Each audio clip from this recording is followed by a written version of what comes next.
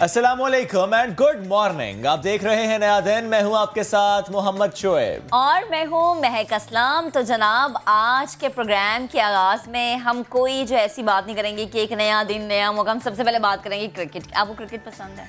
थोड़ी सी, लेकिन जिसको नहीं भी पसंद, जब इंटरनेशनल क्रिकेट की वापसी होती है तो हम सबको पसंद होती है। जब होम ग्राउंड पे आते हैं ना, तो हम ये क्या कहते हैं, हम ये कहते ही हैं कि जनाब इंटरनेशनल क्रिकेट और हमारे होम ग्राउंड पर खेला जाएगा आज मैच। और देखेंगे 14 साल बाद टेस्ट क्रिकेट में पाकिस्तान साउथ अफ्रीका से होम ग्राउंड यानी अपने कराची में, अपने कराची के स्टेडियम में आमने सामने होगा।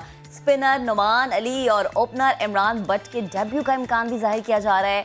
बहुत सारी इस पर हम बातें करेंगे, लेकिन थोड़ा सा आपको इंतजार तो कराएंगे। लेकिन अगर हम इस पर बात ये कर लें कि चूंकि आज प्रोग्राम का आगाज़ हम किस खबर से कर रहे हैं कि अक्टूबर 2007 के बाद एक बार फिर हमारे जो मैदान है वो उस तरीके से सज रहे हैं जैसे उससे पहले सजते थे। इंटरनेशनल क्रिकेट की उस तरह की वापसी, जिस तरह की वापसी की हमें उम्मीद थी, जिस तरह की वापसी की हमने कोशिशें की थी, वो तो वापसी हुई है। हमने बहुत से मैचेस कराए हैं, लेकिन ये जो साउथ अफ्रीकन टीम आई है वापस, और इसके बाद अब 2 टेस्ट एजाज़ की बात है। और स्पेशली अगर एजाज़ की बात हम कर लें तो एजाज़ तो उसके लिए भी है जो आता था खेलने के लिए नहीं, सिर्फ इस ख्वाहिश से कि मैं बॉल पिक करूंगा। वही was a ball picker, now he is a captain. Babar Azam की बात करें ना। जी, आपके तो सारे फेवरेट है। मैं क्या बात है। बाबर आजम कौन पसंद नहीं है? मतलब कौन ऐसा बंदा जो बाबर आजम ये देखिए, ये आपको हम दिखा रहे हैं 2007 के मनाजिर, कज़ाफी स्टेडियम लाहौर। अब्बा उनको इस तरह से बाइक पर लेकर आते, बल्कि वो जिद करके आते थे कि मुझे जाना है, मुझे लेकर जाइए। इंटरनेशनल क्रिकेटर्स को देखना उनकी ख्वाहिश थी। कहते चाहे मुझे बॉल उठानी पड़ जाए बस, लेकिन मुझे पहुंचना है वहां पर, मुझे देखना है वो मैदान, मुझे देखना है उन क्रिकेटर्स को। और कितनी अच्छी बात है कि इनके ही कजन विकेट कीपर थे उस मैच में हैं। और देखिए फिर बाबर ने अपने आप को प्रूव किया ना। अकमल उनके कजन थे, वहीं पर थे और यस ही प्रूव्ड इट। अच्छा, जब हम बात करें आज की, आज ज़ाहिर है फिर से मैदान सज रहा है और उससे पहले ट्रॉफी की रुनुमाई हो चुकी है, फोटो सेशन हो चुका है और ट्रायंगुलर सीरीज़ में आमने सामने आ चुके हैं दोनों कप्तान। और अब फिर से ये आमने सामने, let's see. Pakistan I guess 6th number पे है टेस्ट में और जनूबी अफ्रीका जो टीम है 5th नंबर पर। तो लेट्स सी कि पाकिस्तानी टीम के हौसले कितने बुलंद हैं, क्योंकि होम क्राउड, होम ग्राउंड का एक अलग ही कहना चाहिए कि एक अलग जोश होता है, एक अलग मजा होता है और एक अलग से आप ना एक अलग तरीके से खेलते हैं, एक अलग एनर्जी होती है कि यार अपना मुल्क है, अपना ग्राउंड है और जनाब फिर अपना खेल है तो फिर इसको जम कर खेलना है। एक और चीज़ है जिस पे बड़ी जम के बात की जाती है और आजकल बहुत ज़्यादा बाज़गश्त है, ब्रॉडशीट, जिसके बारे में शफात तहकीकात के बाद हकाइक सामने लाए जाएंगे। याद रहे कि एक हुकूमती कमेटी तश्कील दी गई है। लूट मार करने वाले बेनकाब होंगे। वज़ीर आज़म इमरान खान ने 2 टोक ऐलान कर दिया है। तर्जुमानों के इजलास में वज़ीर आज़म ने कहा है कि फॉरेन फंडिंग केस में हमारा दामन बिल्कुल साफ है। याद रहे कि उन्होंने खुले आम समात का भी चैलेंज दिया था। वज़ीर आज़म कह रहे हैं कि हमें फंसाने वाले खुद ही फंस जाएंगे। कब्जा ग्रुप के खिलाफ ऑपरेशन तेज करने का भी हुक्म दे दिया है। कब्जा ग्रुप से वो लाहौर वाली खबर याद आती है जब खोकर बरादरान के घरों को मिसमार किया गया। और वज़ीर आज़म कह रहे हैं कि जिस तरह से हम इक़दामात कर रहे हैं उसको अपोजिशन इंतकाम कह रही है, क्योंकि अपोजिशन तो हमेशा ये कहती है कि जो नैब है वो जनाब केस नहीं बल्कि फेस देखता है और तमाम जो इदारे हैं वो हुकूमत के मातहत। खान साहब कहते हैं कि ज़ाहिर है सरकारी ज़मीन छुड़वानी है, यही हमारा काम है, लेकिन उस पर अगर आप कहते हैं कि ये सियासी इंतकाम है तो गलत है। अच्छा, एक और ख़बर हमारे पास है भारत और चाइना से मुताल्लिक। भारत को यौम जमहूरिया से पहले ही चाइना ने बड़ा अच्छा तोहफा दिया। तोहफा वही था जो 1 साल पहले भी दिया था। सरहदी इलाके में घुस कर मारा था, घूंसों से मारा था, लातों से मारा था, पिटाई की थी। और ये एक बार फिर हमने वहाँ पर देखा और ये उस वक्त हो रहा है जब भारत और चाइना टेबल पर मौजूद हैं, वो बात कर रहे हैं, इन मसाइल को हल करने की बात हो रही है। 9th सेशन हो रहा है, लेकिन एट द सेम टाइम आप देखिए कि वहाँ पर हालात क्या हैं। इसका मतलब है कि यहाँ से कुछ मस्ती तो की जा रही है भारत की तरफ से, जिसका जवाब फिर चाइना की तरफ से दिया गया है। गुज़श्ता साल वादी गिलवान में 20 भारतीय फौजी लातों और घूसों से मारे गए थे। कोई गोली नहीं चली थी, कोई धमाका नहीं हुआ था, लेकिन वो मारे गए थे, पिट गए थे, इतना कि मारे गए थे। ये चीनी फौजी है ना, ये लद्दाख वाला। जब चीनी फौजी का नाम आता है सबसे पहले मेरे ज़हन में लद्दाख वाला मामला आ जाता है। और सबसे जो हैरानगी की बात है कि भारतीय मीडिया इसे नशर नहीं कर रहा। वो मीडिया जो पाकिस्तान के खिलाफ बड़ा खुल के बोलता है, हर्जा सराई करते हुए नज़र आता है और उनके वो एंकर्स जिनको बाकायदा बताया जाता है कि अच्छा जब आप पाकिस्तान से किसी नुमाइंदे को लेंगे तो आपने इस तरीके से उन्हें ट्वीट करना है। तो जो वो मीडिया है उनका आज के मामले पर वो खामोश नज़र आ रहा है। यानी ये जो मामला है जो कि चीनी फ़ौजियों ने इनके साथ हाल किया है उस पर बिल्कुल चुप साधी है। अच्छा जी, एक और मामला है जिस पे जो कौम का मुस्तकबिल है वो बहुत ज़्यादा बोल रहा है कि क्लासें ऑनलाइन ली हैं तो इम्तिहान ऑनलाइन क्यों नहीं लेते। लाहौर की निजी यूनिवर्सिटी के तलबा का एहतजाज देखने में आया। तोड़ फोड़ के बाद यूनिवर्सिटी इंतज़ामिया ने मुतालबात तस्लीम कर लिए हैं, ऑनलाइन इम्तिहान का नोटिफिकेशन जारी करते हैं। ये अच्छा है, बात ना मानो एहतजाज करने में। पहले पूरे पाकिस्तान में वैसे हो तो यही रहा है, तालीम के मैदान में एहतजाज होता है, बात मान ली जाती है। लगता है पीडीएम भी यही सोचता है एहतजाज करेंगे बात मान ली जाएगी। भाईजान वो और मामला है, ये और मामला है, इम्तिहान वाला मामला है। इम्तिहान वाला मामला है, आपसे वो रसीदें निकलवा रहे हैं। बिल्कुल ऐसे। अच्छा जी, एक खबर है मुल्तान से हमारे पास। इससे ज़रूर हम कहेंगे कि ये वालिदैन की नेग्लिजेंस है कि एक छोटा सा बच्चा सड़कों पर बहुत बड़ी गाड़ी दौड़ा रहा है। बल्कि लोग तो ये सवाल करें उसके पाँव पहुंच कैसे रहे हैं एक्सेलेरेटर तक और ब्रेक तक। वो गाड़ी चला रहा है, बड़ी सी गाड़ी, उस पर वीडियो जो है इस वक्त वायरल हो चुकी है और लोग इस पर बहुत ज़्यादा तनकीद करें कि उस बच्चे के लिए तो ख़तरनाक है, लेकिन आसपास जो लोग हैं, जो रोड यूजर्स हैं, उनके लिए भी ये ख़तरनाक है। तो ये वालिदैन के लिए एक आई ओपनर है कि प्लीज़ अपने बच्चों को देखिए, स्पेशली वो बच्चे छोटे हैं, अगर उनके पैर नीचे नहीं लग रहे तो बाइक मत दें। और अगर अभी उनकी उम्र इतनी नहीं हुई कि वो गाड़ी चलाने जोगे हो गए हैं तो उन्हें गाड़ी भी ना दें। बड़ी गाड़ी तो फिर बहुत ही बड़ा मामला हो गया और बड़े फिर हादसा का सबब भी बनते हैं। एग्जैक्टली। ठीक है जी, एक और आपको खबर देंगे। प्रोग्राम का हम जो हमने टॉप स्टोरीज थी वो आपके साथ शेयर कर दी हैं। जब हम प्रोग्राम में कोविड-19 की बात करते हैं तो हम उसके जो फिगर्स हैं, जो इस वक्त अदाद शुमार चल रहे हैं, वो भी आपके साथ हम शेयर करते हुए नजर आता है। मुल्क में कोरोना वायरस से मजीद 58 अफराद इंतकाल कर गए हैं। अमवात की मजमूई तादाद 11,376 बताई जा रही है। मजीद 1,873 अफराद में वायरस की तस्दीक भी हुई है और NCOC के मुताबिक एक्टिव केसेस की तादाद 34,412 रह गई है। अच्छा, अगर हम इसको यूं देख लें महक कि अगर हम वेव 2 को कंपेयर करें वेव 1 से, तो वेव 2 बहुत बेहतर रही है क्योंकि तब हमने 6,000 6,500 पर डे केसेस रिपोर्ट होते देखे। अगर हम वेव 2 की बात करें तो हमने मैक्सिमम जो देखा है वो 3,000 की फिगर्स देखी हैं, 3,200 3,300 की फिगर्स देखी हैं जो रिपोर्ट होते हैं यहीं पर। बट अब अच्छी बात यह है कि एटलीस्ट उसमें भी बतदरीज कमी आ रही है। 1,600 पर गए हैं, अब 1,800 गए हैं, तो बिल्कुल ये इत्मीनान बख्श बात तो है। लेकिन एट द सेम टाइम हमें ज़्यादा एहतियात करनी ताकि ग्राफ बहुत तेज़ी से नीचे जाए, क्योंकि कोरोना का इलाज फ़िलहाल मौजूद नहीं है, इसको सिर्फ मैनेज किया जा रहा है। सिम्टम्स का ट्रीटमेंट होता है, वैक्सीन अभी ज़ाहिर है हर मुल्क में मौजूद नहीं है, आएगी, लगते लगते बहुत वक्त लग जाएगा।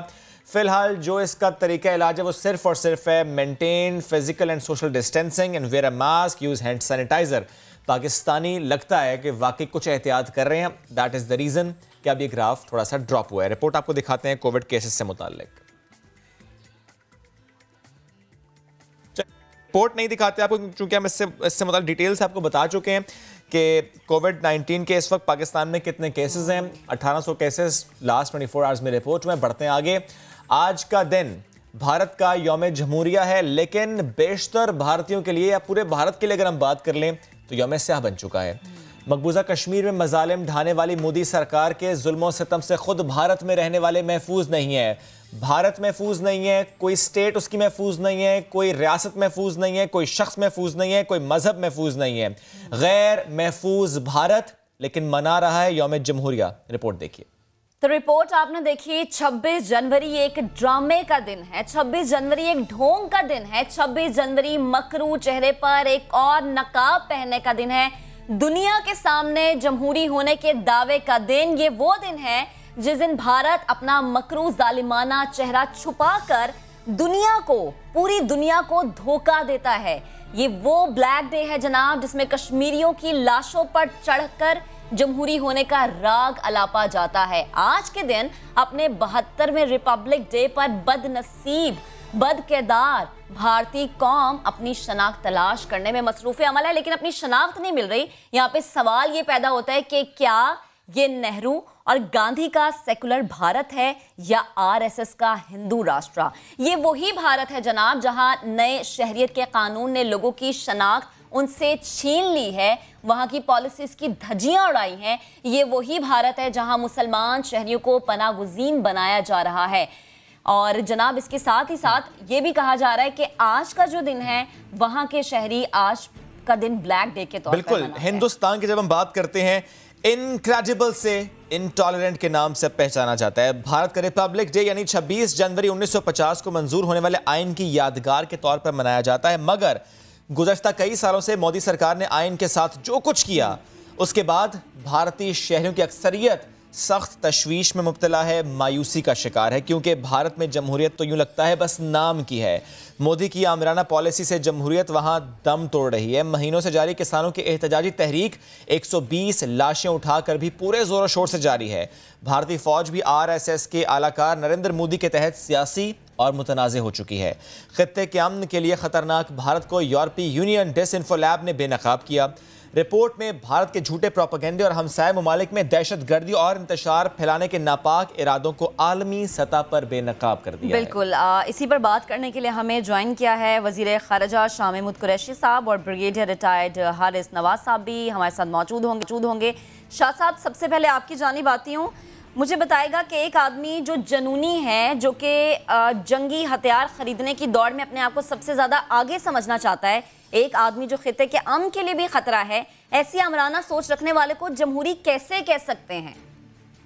देखिए, हर साल 26 जनवरी को जैसे आप फरमा रही थी कि यौम जमहूरिया मनाया जाने का ऐलान होता था, लेकिन इस साल आप देखें कि जो यौम जमहूरिया है वो यौम स्याह के तौर पर मनाया जा रहा है।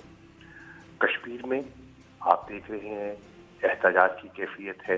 आप देख रहे हैं कि वहाँ के जो बासी हैं वो कह रहे हैं कि आइन में किए गए हमसे वादे ईफा नहीं हो रहे, जो बुनियादी हकूक हमें आइन में दिए गए हैं उनका निफाज आज मकबूजा कश्मीर में कहीं दिखाई नहीं देता। वो बुनियादी हकूक आज सलब है जिनकी वो ख्वाहिश करते हैं और जिसकी आइन गारंटी करता है। आप देख रहे हैं कि आज 26 जनवरी को दिल्ली की तरफ हिंदुस्तान के किसान जो हैं वो मार्च कर रहे हैं। वो क्या कह रहे हैं? वो कह रहे हैं हमारी मईशत का हुलिया बिगड़ गया है। माहिरीन कह रहे हैं जो हिंदुस्तान की मईशत है उसने एक साल में 10.3% उसकी, जिस कहते हैं ना, मनफी उनकी ग्रोथ ने डिक्लाइन किया है, वो कमी हुई है। आप देख रहे हैं ये जो परेड हुआ करती थी वहां अब टैंक नहीं, वहां ट्रैक्टर दिखाई दे रहे हैं और ये लोगों की तशवीश है। लोग देख रहे हैं कि जो अकलियतें हैं वो अपने आप को अदम तहफ़्फ़ुज़ का शिकार महसूस कर रही हैं। आप देख रहे हैं कि काउ स्लॉटर पर लोगों के साथ इंतकामी कार्रवाइयाँ की गई। आप देख रहे हैं कि जो NRC का नफाज है उसकी वजह से 1.9 मिलियन बंगालियों को, बिलखसूस मुसलमानों को निशाना बनाया गया, दालित्स को निशाना बनाया गया। जो तशख़्ख़ुस था आइन ने दिया हुआ कश्मीरियों को वो आज उनसे छिन चुका है। जो दीगर अक़लियतें हैं, चाहे वो क्रिश्चियंस हैं, उनकी इबादत गाहें, क्रिश्चियन चर्चेस महफूज नहीं हैं। तो इस पे लोग कह रहे हैं अगर आप इम्तियाजी कवानीन सिटीजन अमेंडमेंट एक्ट की शक्ल में उनका निफाज करेंगे तो ये आइन की रूह के बरक्स है। हमारे बड़ों ने एक हमें सेकुलर डेमोक्रेटिक आइन दिया था। आज का भारत जो है उसमें सेकुलरिज्म दबता हुआ और हिंदुत्व सोच बढ़ती हुई दिखाई दे रही है। आज वो देख रहे हैं कि डेमोक्रेसी के बजाय वहाँ काले कवानीन का निफाज हो रहा है। ठीक, शाह साहब एक कमेंट और प्लीज़ कीजिएगा। जो इस वक्त चाइना और इंडिया के दरमियान एक और मामला जिस पर हम बात भी कुछ देर पहले कर रहे थे, सिक्किम, नेपाल और भूटान के जो दरमियान में इलाका मौजूद है, क्योंकि वो गलवान वाला लगता है मामला भूल गया भारत और यहाँ पर छेड़छाड़ करे, लेकिन चाइना ने भरपूर रद्द-ए-अमल दिया यहाँ पर भी। सर, इस हवाले से क्या कहना चाहेंगे? इससे क्या होगा खित्ते में? देखिए, इस वक्त जो भारत का रवैया है उस रवैये से तो जितने उसके पड़ोसी हैं वो नाला दिखाई देते हैं। पाकिस्तान को एक तरफ रखिए, चीन के साथ उनके ताल्लुकात की क्या कैफियत है, नेपाल के साथ उनके ताल्लुकात की क्या कैफियत है, बांग्लादेश के साथ उनके ताल्लुकात में क्या वो माजी जैसी गर्मजोशी दिखाई दे रही है? नहीं, सब हमसायों के साथ उनका जो रवैया है वो बदला हुआ है। आइसोलेट हो चुका है भारत, हम ये कह दें सर? जी, आइसोलेट हो चुका है भारत? मैं ये कहूँगा कि भारत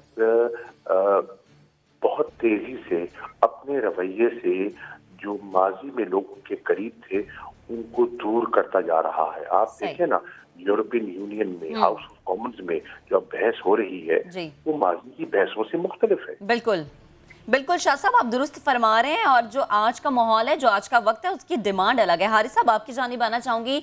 एक वो मुल्क, एक वो सरकार जिसके अपने उससे महफूज नहीं है, चाहे मुसलमान हो जाए, चाहे वहाँ की दीगर अक़लियती बिरादरी हो जाए, वो कैसे कह सकते हैं कि हम जमहूरियत के दावेदार हैं, जो कि सरहदों पे अमन ख़राब कर रहे हैं, खित्ते के अमन के लिए ख़तरा बने हुए हैं? आपको लगता है कि उन्हें ये राग अलापना चाहिए? देखिए, ये अब जमहूरी मुल्क तो है ही नहीं, ये तो टोटल एक इंतहा पसंद हिंदू सोच रखने वाला मुल्क है, और जो बिल्कुल एक डिक्टेटर मुल्क बन गया है, और जिसमें सिर्फ एक सोच है कि उस मुल्क में सिर्फ और सिर्फ अपर क्लास के हिंदू रह सकते हैं। इवन दलित भी आपके सामने शामिल कुरैशी साहब ने बात की कि वो जिस हाल में रह रहे हैं, और तमाम अक़लियत, चाहे उसमें मुसलमान हो, सिख हो, ईसाई हो, दलित हो, हर एक को उन्होंने कोशिशें करेंगे यहाँ से चले जाएँ। और ख़ास तौर का आज का जो ब्लैक डे मनाया जा रहा है, ये सिर्फ कश्मीर में नहीं है, दोनों तरफ, पाकिस्तान के कश्मीर में और इंडियन कश्मीर के अलावा पूरी दुनिया में इसको ब्लैक डे, जहाँ जहाँ कश्मीरी हैं उसको ब्लैक डे ऑब्जर्व कर रहे हैं। और सो ज़ाहिर ये किया जा रहा है कि किस तरीके से इंडिया ने काले कानून से, जुल्म बर्बरियत से, और वहाँ पर कब्ज़ा कर कश्मीर के ऊपर किया है 1948 में, ये वो सारा उसका जिक्र कर रहे हैं। और ऑल इंडिया पार्टी कॉन्फ्रेंस जो है, उन्होंने पूरे कश्मीर में दोनों तरफ ये एहतजाज का ऐलान किया, रैली चल रही है, डेमोन्स्ट्रेशन चल रहे हैं सिर्फ इनके खिलाफ, कि जो ये जुल्म किया। ये एक दुनिया में मिसाल कायम है कि 1.5-2 साल के अंदर उन्होंने एक कश्मीर के अंदर जो जुल्म किया, ब्लैकआउट कर दिया है, ब्लैक, और टोटल उनको दुनिया से काटने के अलावा उनके कारोबार तबाह कर दिए जी। अभी सिखों का भी यही हाल है। आई थिंक इसके ऊपर अब एक वक्त आ गया कि इसके ऊपर दुनिया को आवाज़ उठानी चाहिए, पाकिस्तान को और ज़्यादा मेरे ख्याल में इसके लिए चलना चाहिए, और दुनिया को बताना चाहिए कि हम कश्मीर की मदद करने के लिए तैयार खड़े हैं। हारिस साहब, कता कलामी की माज़रत की बात तो वज़ीर आज़म मुख्तलिफ प्लेटफॉर्म से पहुंचा चुके हैं कि कश्मीर का मसला जब तक हल नहीं होगा, अब तब तक हम भारत के साथ टेबल पर नहीं बैठेंगे। अगर स्पेसिफिकली भारत में जो सिख बिरादरी के साथ हो रहा है, हम उसकी बात करें, क्योंकि भारतीय फ़ौज में जो सिख हैं वो भी अब मुनहरिफ होना शुरू हो गए हैं। और मेरे ख्याल से ये जो भारत जिसको जमहूरी दिन कहता है और जिसको ब्लैक डे के तौर पे मनाया जा रहा है, इसके बाद ये वाज़ेह तौर पे बात समझ आएगी कि भारतीय फ़ौज में जो सिख बिरादरी है या सिख फ़ौजी हैं, वो कितने शदीद नाराज़ या कितने शदीद गम और गुस्से में मुब्तला हमें नज़र आएंगे। आई थिंक अभी बहुत नज़दीक मुझे वो दिन नज़र आ रहे हैं जिस दिन भारत की फ़ौज में म्यूटनी होगी। और ये जो सिख हैं और उसके बाद जो मुसलमान हैं इनकी इंडियन फ़ौज के अंदर, ये अपने राइफलें इनकी हिंदू सिपाहियों की तरफ, हिंदू लीडरशिप की तरफ करेंगे और इनको मारना शुरू करेंगे, और यहाँ से इंडिया की टूट फूट शुरू हो जाएगी। क्योंकि देखें, अगर सोवियत यूनियन इतनी बड़ी फौज के साथ टूट सकता है, तो इंडिया की फौज तो अनट्रेन्ड है, अनप्रोफेशनल है, ये बिल्कुल अपने इनको लीडरशिप के ऊपर, अपने कमांडर्स के ऊपर एतमाद नहीं है। सोशल मीडिया आपने देखा हुआ है। इसलिए ये इस वक्त जो हालात हैं, इसीलिए ये कोशिश कर रहे हैं, कभी सिखों को दबा रहे हैं, कभी कश्मीरी में नौजवान बच्चों को मार रहे हैं, उसको फिर कभी लाइन ऑफ कंट्रोल पे फायर करते हैं, कभी लद्दाख में। अभी 20 जनवरी को आपने देखा कि दोबारा वहाँ पर लग रहा है, नॉर्दर्न सिक्किम के अंदर फिर लड़ाई हुई है, मारे गए हैं। तो आई थिंक इस वक्त की इतनी परेशानी में है कि ये कोई कदम भी उठा सकते हैं, और इसलिए हमारे प्राइम मिनिस्टर ने बड़ा यानी बिल्कुल वो बौखला चुके हैं। और जिस तरह हारिस साहब आप भी कह रहे हैं कि प्राइम मिनिस्टर साहब ज़ाहिर वो पहले भी कह चुके हैं कि भारत जो है वो ऐसी कोई एडवेंचर या मिस एडवेंचर की कोशिशें जो है माजी में भी करता है, आगे चलकर भी कर सकता है। That's what India is doing. Thank you very much sir, साथ मौजूद थे आप। शाह साहब आपका भी शुक्रिया, साथ मौजूद थे आप। क्विकली हम एक तरफ बढ़ने, जब ब्रेक से वापस आएंगे तो जिक्र करेंगे कि खित्ते के 2 मुल्क हैं। एक मुल्क है भारत, जहां पर इस वक्त आज़ादी के नारे लग रहे हैं, वहां पर कोई महफूज नहीं है। उसी का पड़ोसी है हमारा प्यारा मुल्क पाकिस्तान, और यहाँ पर नारे किस चीज़ के लग रहे हैं? खेल भी जम रहा है, मैदान भी सज रहा है, और नारे लग रहे हैं क्योंकि यहाँ पर अमन है और यहाँ पर खेल का मैदान सज चुका है। मैच कुछ देर में स्टार्ट होने वाला, करेंगे बात ब्रेक के बाद।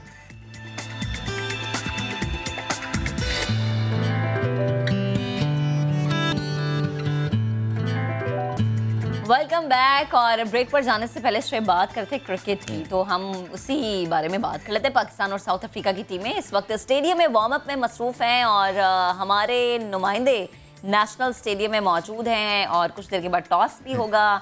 शोएब जट हमें ज्वाइन कर चुके हैं वहाँ से। जी शोएब बताइएगा।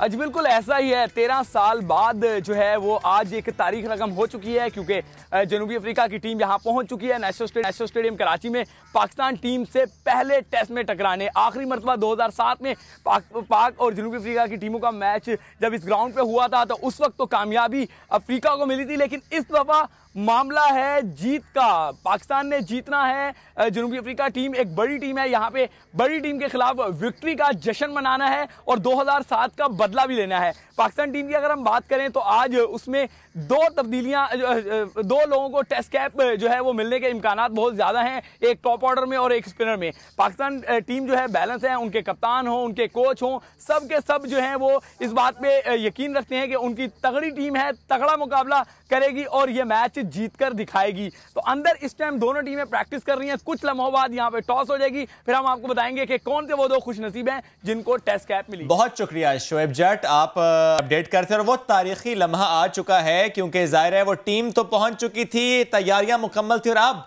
क्योंकि टॉस होने वाला है, लेट्स सी टॉस जीतता है कौन और फिर उसके बाद कैसा माहौल यहाँ पर लगता है, कैसा माहौल लगेंगे मुझे तो लगता है। हाँ टेस्ट सीरीज है, चौके छक्के कम लेकिन हो भी जाता है, मतलब मेरी उम्मीदों पे पानी ना फेरे हो जाता है इसमें भी। अगर कोई जोश में आ जाए खिलाड़ी दे दनादन, नहीं तो देखना होता देखे। बिल्कुल सही। होम ग्राउंड में तो ऐसा जोश हो जाता है मुझे लगता है। अगर आप टीम में होती महक तो आप हम एक्सपेक्ट कर रहे होते क्या आप आज जाके वाकई चौके छक्के मार देंगी। और ये आप देखें अफ्रीका का टॉस जीतकर बैटिंग का फैसला। सवाल हुआ उनसे कि आपकी स्ट्रेंथ फास्ट बॉलर की है तो क्या आप फास्ट बॉलर के साथ उतरेंगे मैदान में, लेकिन कहा गया कि नो, स्पिनर्स के साथ मैदान में खेलेंगे। और इसी तरह का सवाल किया गया बाबर आजम से, उनका भी जवाब यही था कि पिच ऐसी है कि स्पिनर्स को यहाँ पर हेल्प मिलेगी, दैट इज द रीजन कि स्पिनर्स की हम हेल्प लेंगे। और डेब्यू से मुतालिक भी कह दिया उन्होंने कि इमरान भट्ट और नुमान अली का डेब्यू है, एक्साइटेड बहुत हैं, कंडीशन सूट कर रही हैं और लेट्स सी मैच होता है कैसे। अब्बास शब्बीर हमारे नुमाइंदे हमें ज्वाइन कर चुके हैं और उमर गुल भी हमें ज्वाइन करेंगे। अब्बास पहले आपकी तरफ आना चाहेंगे। टॉस जीत लिया जनूबी अफ्रीका ने, बैटिंग का फैसला है, घबराना तो नहीं चाहिए ना, सिर्फ टॉस हारे हैं हम, मैच बाकी है, सीरीज बाकी है। दुआ करनी चाहिए, घबराना नहीं चाहिए। 2007 से अगर हम शुरू करें तो 13 साल बाद साउथ अफ्रीका की टीम पाकिस्तान आई है। मुझे अभी तक याद है, मैंने वो मैच कवर किया 2007 में भी, जब इंजमामुल हक, शोएब अख्तर, शाहिद आफरीदी जैसे, मोहम्मद यूसुफ जैसे लेजेंड जो हैं वो मैदान में उतरे थे। और साउथ अफ्रीका की टीम उस वक्त भी बड़ी टफ थी और अब भी बहुत टफ है, लेकिन हमें यहाँ पर कंडीशंस का फ़ायदा है। 2 डेब्यूज़ हुए हैं, नुमान अली और इमरान भट्ट, दोनों डोमेस्टिक परफॉर्मर हैं। इनके लिए बड़ा अच्छा मौका है कि अपने होम ग्राउंड के ऊपर ये परफॉर्म करें। साथ साथ शोएब अगर हम बात करें तो टोटल ओवरऑल टीम की परफॉर्मेंस की तो इंग्लैंड और न्यूजीलैंड में जो पाकिस्तान को शिकस्त हुई उसके बाद एक नया फेस होगा पाकिस्तान के लिए कराची के अंदर 13 साल बाद साउथ अफ्रीका को फेस करने का। क्रिकेटर्स जो हमारी टीम के हैं उनके लिए बड़ा चैलेंजिंग होगा, स्पेशली आज़म आज पाकिस्तान में पहली मरतबा टेस्ट टीम की क़यादत कर रहे हैं, उनके लिए बड़ा चैलेंज होगा। फवाद आलम जिन्होंने बड़े अरसे बाद परफॉर्म किया, उनको टीम के अंदर उनके साथ बड़ी ज़्यादती हुई, दोबारा से उनको टीम के अंदर शामिल किया गया, उनके लिए बड़ा टास्क है। स्पेशली कराची की जो विकेट है वो अमूमन स्लो विकेट होती है, स्पिनर्स के लिए अच्छी विकेट होती है। यासिर शाह को बड़ा अच्छा हम यूटिलाइज कर सकते हैं, यासिर शाह ऑलरेडी अच्छी फॉर्म के अंदर हैं।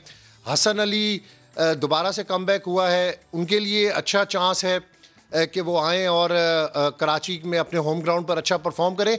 तो ये पाकिस्तान के लिए एक अच्छा मौका होगा कि अपने होम ग्राउंड पर 13 साल बाद साउथ अफ्रीका को शिकस्त के हमें दुआएं करनी होंगी, हमें वो धब्बा अपने ऊपर से मिटाना होगा कि मैनेजमेंट की नाकामी देखें, मैनेजमेंट ने तो टीम डिसाइड करके ग्राउंड के अंदर उतार दी है। अब जो 11 प्लेयर्स ग्राउंड के अंदर उतारे हैं टीम ने, वो अच्छे बेस्ट प्लेयर्स उतारे हैं, उनसे परफॉर्मेंस लेनी मैनेजमेंट का काम है, लेकिन इन खिलाड़ियों को परफॉर्मेंस देना होगी ग्राउंड के अंदर।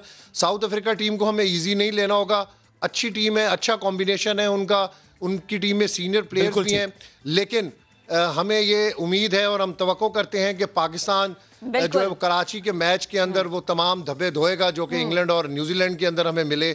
हमें वहां पर तो इतनी अच्छी परफॉर्मेंस नहीं मिली, लेकिन हमारे होम ग्राउंड तो के आगे ऊपर जाके देखना पड़ेगा कि आखिर होम ग्राउंड पर जो है वो शाहीन क्या कारनामा अंजाम देंगे। कराची के क्रिकेट ग्राउंड में जनाब हमने देखा कि अब से कुछ देर पहले टॉस हुआ और फैसला भी हो गया। आखिरी मरतबा 2007 में साउथ अफ्रीका की टीम ने पाकिस्तान में टेस्ट क्रिकेट खेली थी, तो उस वक्त पाकिस्तान टीम के जो एक इंतहाई नामवर जो शख्सियत है उमर गुल, उन्होंने हरीफों को मुश्किल में डाला था। आज हमारे साथ वही मौजूद है, उनसे बात करते हैं। उमर, बेहद शुक्रिया आपके वक्त का। कहिएगा 2007 में जब आखिरी बार साउथ अफ्रीका की टीम आई थी और कराची में क्रिकेट खेली गई थी, तो उस वक्त जो सूरत हाल थी और आज की जो कंडीशन है, दोनों में क्या मुख्तलिफ चीजें आप देख रहे हैं?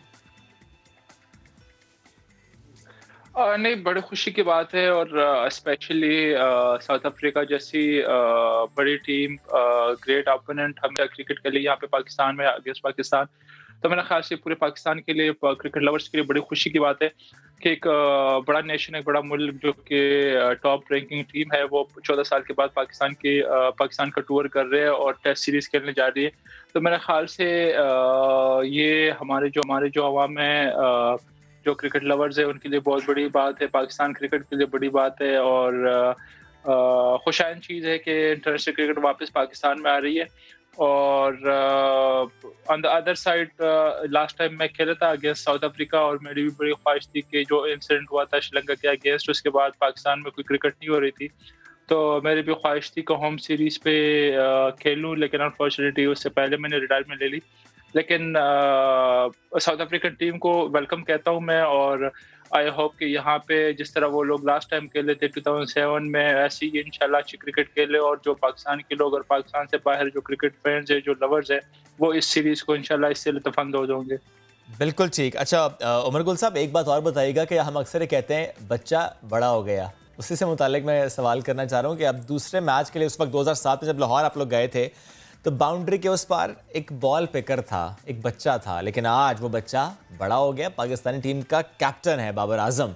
सर, इस तरह से क्रिकेट होती रहे, बच्चे अपने स्टार्स को देखकर बढ़ते रहें, सीखते रहें, खेलते रहें, उनका टैलेंट इस तरीके से पॉलिश होता है, क्योंकि टैलेंट की कमी पाकिस्तान में बहरहाल मौजूद नहीं है, टैलेंट से भरपूर है हमारा मुल्क। क्या कहेंगे इस पर?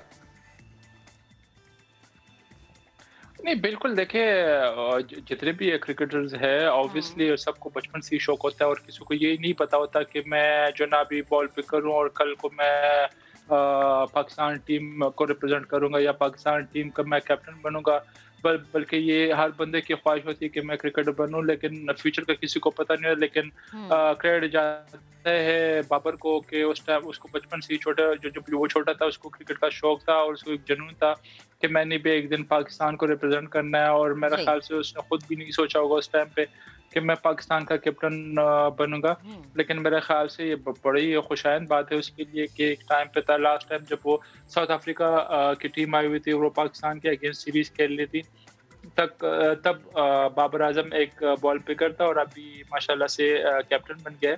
तो मेरे ख्याल से बाबर के लिए बड़े ऑनर की बात है, पूरे पाकिस्तान के लिए ऑनर की बात है कि जिस तरह हमारे पास one of the top batsman हमारे पाकिस्तान का जो बाबर आजम की सूरत में पाकिस्तान को लीड कर रहा है, तो मेरे ख्याल से बड़ी अच्छी खुशान बात है ये बाबर के लिए भी और पूरे पाकिस्तान के लिए भी। बिल्कुल ठीक है। बहुत सी चेंजेस भी हुई हैं उमर गुल साहब टीम में, अभी कुछ देर पहले जिस तरह बताया 2 प्लेयर्स का डेब्यू भी है। क्या लग रहा है आपको अपनी टीम को देखते हुए, अपने टैलेंट को देखते हुए, कि हम न्यूजीलैंड के दौरे को भूल जाएंगे, माजी में छोड़ देंगे, आगे बढ़ने की बात ही सिर्फ करेंगे, एक नए सफर का आगाज होगा इस सीरीज के बाद?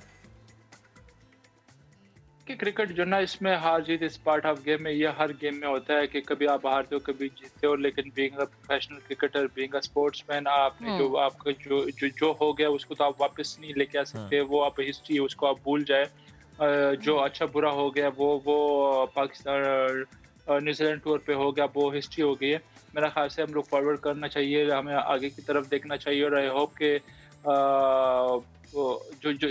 जो खामियां हमारी हुई थी न्यूजीलैंड टूर पे, जो खामियां थी, जब बल्कि इनफैक्ट हम तीनों डिपार्टमेंट में हम अच्छा नहीं खेले, तो आई होप कि टीम मैनेजमेंट ने, प्लेयर्स ने उस पर खुद भी काम किया होगा और कल से जो साउथ अफ्रीकन जो सीरीज स्टार्ट हो रही है, तो आई होप कि जितने कम गलतियां करे उतनी हम प्लेयर्स भी कामयाब हो गए, पाकिस्तान टीम भी कामयाब हो गई। तो मेरे ख्याल से जो पास्ट में हुआ था न्यूजीलैंड सीरीज़ पे, ऑफ कोर्स उस पर काम किया होगा टीम मैनेजमेंट ने, प्लेयर्स ने भी, और आई होप कि उस गलती को रिपीट नहीं करेंगे। अच्छा उमर, मैं ये भी जानना चाहूँगी कि क्या मिसबाह उल हक और वकार यूनुस पर टीम परफॉर्मेंस का प्रेशर होगा? देखिए ऑब्वियसली प्रेशर तो होगा, क्योंकि being team management, being coaches, head coach और बॉलिंग कोच, ऑफ कोर्स आप पे प्रेशर होता है। क्या जब आप प्लेयर होते हैं तो प्लेयर पे भी प्रेशर होता है, फिर अगर आप टीम मैनेजमेंट में जो कोचेज है ऑफ कोर्स उन पे भी प्रेशर होगा, क्योंकि जब आप अच्छे रिजल्ट नहीं देते तो फिर पूरे टीम पे प्रेशर आता है, और same goes with the coaches. तो मेरे ख्याल से उन पे भी प्रेशर होगा, क्योंकि काफ़ी क्रिटिसाइज किया कोचेस को, उनके परफॉर्मेंसेस को, और प्लेयर टीम के परफॉर्मेंसेस को, तो डेफिनेटली उन पर प्रेशर होगा। लेकिन मेरे ख्याल से जिस तरह मैंने कहा कि प्लेयर्स ने जो पास जो सीरीज हुई थी अगेंस्ट न्यूजीलैंड, उसमें जो मिस्टेक्स किए थे प्लेयर्स ने, सेम मिस्टेक्स अभी रिपीट नहीं करेंगे, और वही गलतियाँ जो प्लेयर्स ने वहाँ पे की, या टीम मैनेजमेंट ने ऑफ कोर्स वहाँ पे मेहनत की, लेकिन अभी वो कोशिश कर रहे हैं कि वो गलतियाँ रिपीट ना हो। तो बिल्कुल उन पे भी प्रेशर होगा, लेकिन लेट्स सी और होप फॉर द बेस्ट कि इंशाल्लाह टीम अच्छा परफॉर्म करे। जी अच्छा उमर, एक और सवाल, आपकी नज़र में पाकिस्तान का क्या राइट कॉम्बिनेशन होना चाहिए इस पहले टेस्ट के लिए? 3 पेसर, 2 स्पिनर और 6 बल्लेबाज, या फिर 2 पेसर, 2 स्पिनर्स या 7 बल्लेबाज? ये मैं सवाल ज़रूर करना चाह रहा था आपसे, लेकिन जब टीम अनाउंस हो चुकी है, फिर भी मैं इसलिए पूछ रहा था कि आपको क्या लगता है वो जो अनाउंस हुई है वो ठीक हुई है, या आपकी नज़र में कोई चेंजेस होनी चाहिए थी या नहीं? मेरे ख्याल से मैं तो जाऊंगा 5 बैट्समैन, 1 विकेट कीपर होगा, 6 हो गए बैट्समैन, 3 पेसर हो गए हैं, तो 3 पेसर और 2 स्पिनर, 1 यासिर शाह, और साथ में आप नवाज को, अगर डिपेंड करता है पिच किस तरह के, ये तो अब पिच पे डिपेंड करता है। अगर नवाज नहीं है तो फिर ये है कि 3rd पेसर वो होगा, फ़हीम अशरफ होगा, जो कि कैपेबल है बैटिंग करने के, और साथ में फिर आप जो ना उसको नवाज के अगर नहीं खेलता तो मेरे ख्याल से नुमान या साजिद में से किसी को खिलाना होगा, क्योंकि थोड़ा सी वेरिएशन आपको चाहिए होगी। यासिर शाह से अगर वो परफॉर्म नहीं किया होगा तो डिफरेंट वेरिएशन आपको स्पिन में भी चाहिए हो, जो कि साजिद मेरे ख्याल से अभी फॉर्म में भी है, अच्छा परफॉर्म कर रहा है। नुमान दोनों विकेट टेकर बॉलर है, लेकिन फिर ऑफ स्पिनर ये है कि साजिद अभी परफॉर्म करके प्लस उसको एडवांटेज ये है कि साथ में बैटिंग भी कर सकता है। तो मेरे ख्याल से 3 पेसर हो गए और 2 स्पिनर, ये बेहतरीन कॉम्बिनेशन होगा। ठीक है, ये तो उमर की ज़ाती राय थी। अब्बास, मैं आपकी जानिब आती हूँ, आप मुझे कहिए, बताइएगा कि पाकिस्तान ने जनूबी अफ्रीका के खिलाफ 26 टेस्ट मैचेस खेले हैं। टेस्ट रैंकिंग में पाकिस्तान 5वें नंबर पर है, जनूबी अफ्रीका 5वें नंबर पर है और पाकिस्तान 7वें नंबर पर है। तो आपको क्या लगता है कि अब क्या Pakistani team Shaheen south Africa को टफ टाइम दे सकेंगे? जो सिलेक्शन हुई है उसके मुताबिक आपकी क्या राय है? देखिए, सबसे पहले तो हमें ये जो उमर गुल भाई ने भी बात की है कि हार जीत टीम का हिस्सा, खेल का हिस्सा होते हैं, लेकिन ये प्रोफेशनल क्रिकेट हो रही है। अगर हम अपनी जीत की खुशियां मनाते हैं, वो मेमोरीज़ के अंदर शामिल करते हैं, तो हमें अपनी हार के ऊपर भी कंप्लीट डिस्कशन करनी चाहिए और आइंदा आने वाले दिनों के लिए इसको बेहतर करना चाहिए। पाकिस्तान टीम के लिए बड़ा अच्छा मौका है कि अपने होम ग्राउंड के ऊपर एक अच्छे कॉम्बिनेशन के साथ टीम उतरी है, एक अच्छे मोराल के साथ। ठीक है, हमें माजी की चीज़ें याद नहीं करनी चाहिए, लेकिन फिर वही बात आती है कि अगर आप प्रोफेशनल क्रिकेटर हैं तो आप पाकिस्तान के लिए जब खेलते हैं तो आपको हर मैच जीतने के लिए खेलना चाहिए। अगर आप हारने के बाद ये कह दें कि हार जीत खेल का हिस्सा होती है तो ये बेहतर नहीं है, क्योंकि आप अल्लाह वास्ते नहीं खेल रहे हैं, आप एक जॉब कर रहे हैं, आप एक क्रिकेट खेल रहे हैं और आपको अपने पाकिस्तान का नाम रोशन करना है। अगर आपको इस पूरे लॉट के अंदर, इस पूरे पाकिस्तान के अंदर से 11 लड़कों को सिलेक्ट किया है। फिर हम बात करते हैं मैनेजमेंट की। दोबारा से मैं कहूँगा कि मैनेजमेंट का काम होता है खिलाड़ियों को तैयार करके अच्छी टीम ग्राउंड में उतारे। जब खिलाड़ियों को ग्राउंड में उतार दिया जाता है तो खिलाड़ियों को परफॉर्म करना होता है ग्राउंड में। फिर पीछे से बैठकर कोच या चीफ सेलेक्टर इन खिलाड़ियों को बैट पकड़कर या बॉल पकड़कर नहीं खिला सकता। अब जो आपकी बात है कि हम 7वें नंबर पर हैं, साउथ अफ्रीका 5वें नंबर पर है, तो ये जो रेटिंग्स हैं ये तो ऊपर नीचे होती रहती हैं। हमें अब एक नए रोल के साथ मैदान में उतरना है। बड़ा टफ टाइम होगा साउथ अफ्रीका के खिलाफ, कोई इजी सीरीज़ नहीं होगी। हमारे बॉलर्स के लिए बहुत बड़ा इम्तिहान होगा, स्पेशली कराची की विकेट हमेशा से स्लो विकेट होती है, उस पर यासिर शाह को एक अपना अच्छा रोल प्ले करना होगा। जो हमारे फास्ट बॉलर्स हैं उनको बड़ा रोल प्ले करना होगा, और फिर जब हमारी बैटिंग आएगी उसमें हमारे जो बैट्समैन हैं, स्पेशली जो नाकाम हुए हैं पिछली टेस्ट सीरीज़ में, उनको अपने होम ग्राउंड का फ़ायदा उठाना होगा। जो नए प्लेयर्स हैं उनको अपनी डोमेस्टिक की जो परफॉर्मेंस उन्होंने दी है, जिस वजह से वो टीम के अंदर सेलेक्ट हुए हैं, उसी परफॉर्मेंस को कंटिन्यू करना होगा। तो हमें हर शोबे के अंदर साउथ अफ्रीका को आउट क्लास करना होगा। साउथ अफ्रीका टीम को इजी नहीं लेना होगा, क्योंकि साउथ अफ्रीका टीम 2007 में भी जब पाकिस्तान आई थी तो बड़ी स्ट्रॉन्ग टीम बनकर आई थी, और साउथ अफ्रीका जब भी कहीं पे गई है, अगर किसी टीम ने उसको इजी लिया है तो बिल्कुल ऑपोजिट हुआ है। साउथ अफ्रीका ने उस टीम को शिकस्त दी है। नहीं तो लेना। हमारे लिए एक मुकाबला बिल्कुल सही है, ये ज़ाहिर मुकाबला है और हमने अच्छा खेल ज़रूर पेश करना है। Abbas Shabbir, thank you very much, साथ मौजूद थे आप। बढ़ते हैं आगे। यूँ तो दिन भर क्रिकेट की बात होगी, लेकिन क्यों ना मोहम्मद अली सदपारा और उनके बेटे साजिद सदपारा का जिक्र करें। वतन का नाम ऊंचा करना था, यही मिशन लेकर गए थे टुवर्ड्स K2। हौसला उनका पहाड़ जैसा। मौसम की सख्ती ने रास्ता रोका ज़रूर, मगर फ़ख्र पाकिस्तान मोहम्मद अली सदपारा का अज़्म जवां है। सफ़र रुका ज़रूर है लेकिन ख़त्म नहीं हुआ। धरती का ये सपूत आगे जाएगा, क्योंकि K2 पर सब्ज़ हिलाली परचम लहराना है, और इस मौसम में लहराना है, सख्त मौसम में लहराना है, विंटर में लहराना है, विदाउट ऑक्सीजन इसको सर करना है। बाप और बेटे तारीख साज मुहिम पर निकले हुए हैं। दौरान सफ़र कुछ ऐसे मनाजिर देखे जिसे बयान करना मुमकिन नहीं, मुश्किल बहुत है। 25 जनवरी को K2 पर पाकिस्तानी परचम लहराने का मिशन था, लेकिन मुश्किलात आड़े आईं। बर्फानी तूफान और 80 मील फी घंटा से चलने वाली हवाओं ने रास्ता रोका। एक टीम मेंबर की हालत तशवीशनाक हुई और साथी का साथ फिर भी नहीं छोड़ा। हेलीकॉप्टर के जरिए रेस्क्यू करवाया, बेस कैंप पहुंचाया। मौसम ने आगे बढ़ने से रोका, लेकिन हौसला नहीं टूटा। सदपारा ने 4 दिन बाद दोबारा आगे बढ़ना है, K2 को सर करना है। इस सारे सफर पर अपडेट करेंगे हमारे नुमाइंदे आरिफ साहब। ये सरमाई मुहिमजोई के हवाले से अगर हम देखते हैं तो 2021 जो है ये कामयाबियों का साल रहा है। इससे पहले भी K2 पर विंटर एक्सपीडिशन की टीमें तो जाती रही हैं, लेकिन आज तक कोई इस पहाड़ को फतह नहीं कर पाया था।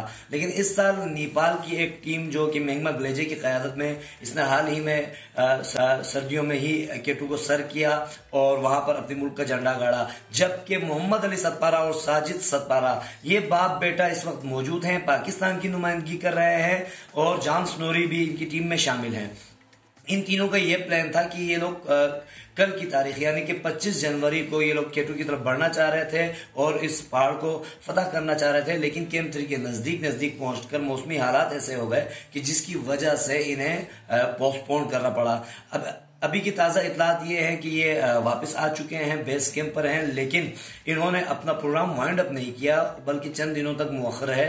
बताया ये जा रहा है कि अगले 2 रोज के बाद मौसम जरा खुल जाएगा तो ये लोग दोबारा एक मरतबा फिर अटेम्प्ट करेंगे। पूरी कौम की नजरें मोहम्मद अली सदपारा और साजिद सदपारा पर लगी हुई हैं। इस हवाले से भी ये मुहिमजोई अहम है कि जहां ये दोनों कोह पैमा जो है उनका ताल्लुक हमारे अपने ही वतन से है, वहां ये बाप बेटा भी हैं। साजिद की उम्र अभी सिर्फ 20 साल है और ये अव्वलीन अटेम्प्ट कर रहे हैं K2 की तरफ, जबकि मोहम्मद अली सदपारा इससे पहले भी पाकिस्तान का नाम रोशन कर चुके हैं। मैं जरा इस इलाके की मौसमी अगर हालात बता दूं तो K2 पर -50 से ऊपर ही जो है कैंप 1-2 से आगे मौसम ऐसा रहता है। मैं अगर कैंप्स की बात बताऊं तो जो पहला पड़ाव पड़ता है वो 5000 मीटर की बुलंदी पर बेस कैंप है। फिर बेस कैंप से जरा ऊपर जाते हैं तो कैंप 1 जो है वो 6000 मीटर की बुलंदी पर है, कैंप 2 6700 मीटर की बुलंदी पर है, कैंप 3 जो है वो 7400 मीटर की बुलंदी पर है, और इसी बुलंदी के लगभग तक ये टीम पहुंच चुकी थी, ताहम बर्फानी हवाएं चली और फिर बर्फीले तूफान की वजह से इन्हें लौटना पड़ा।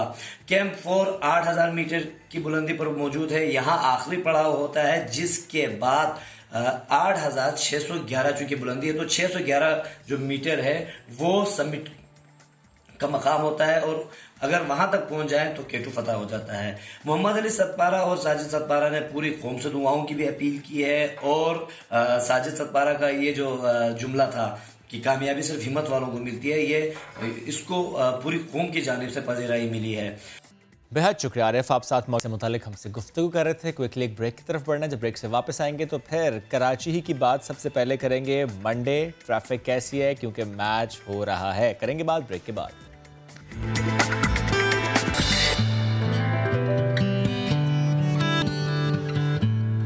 Welcome back. और एक दफा फिर से क्रिकेट की बात करेंगे और कराची में सजा है क्रिकेट का मैदान। 14 साल के बाद पाकिस्तान में बड़ा टेस्ट मैच और बड़े तारीखी लम्हात है जब पहली बॉल कराई गई और जनाब ये जो मनाजिर नजर बंद किए गए, मेरे ख्याल से ये हमेशा याद रखने पहली बॉल अब से कुछ देर में होगी और उस वो लम्हात हम और आप मिलकर देखेंगे। अभी नहीं, बस चंद लम्हे हैं, होने लगी है जनाब। पाकिस्तान और जनूबी अफ्रीका पहला test match, national stadium Karachi.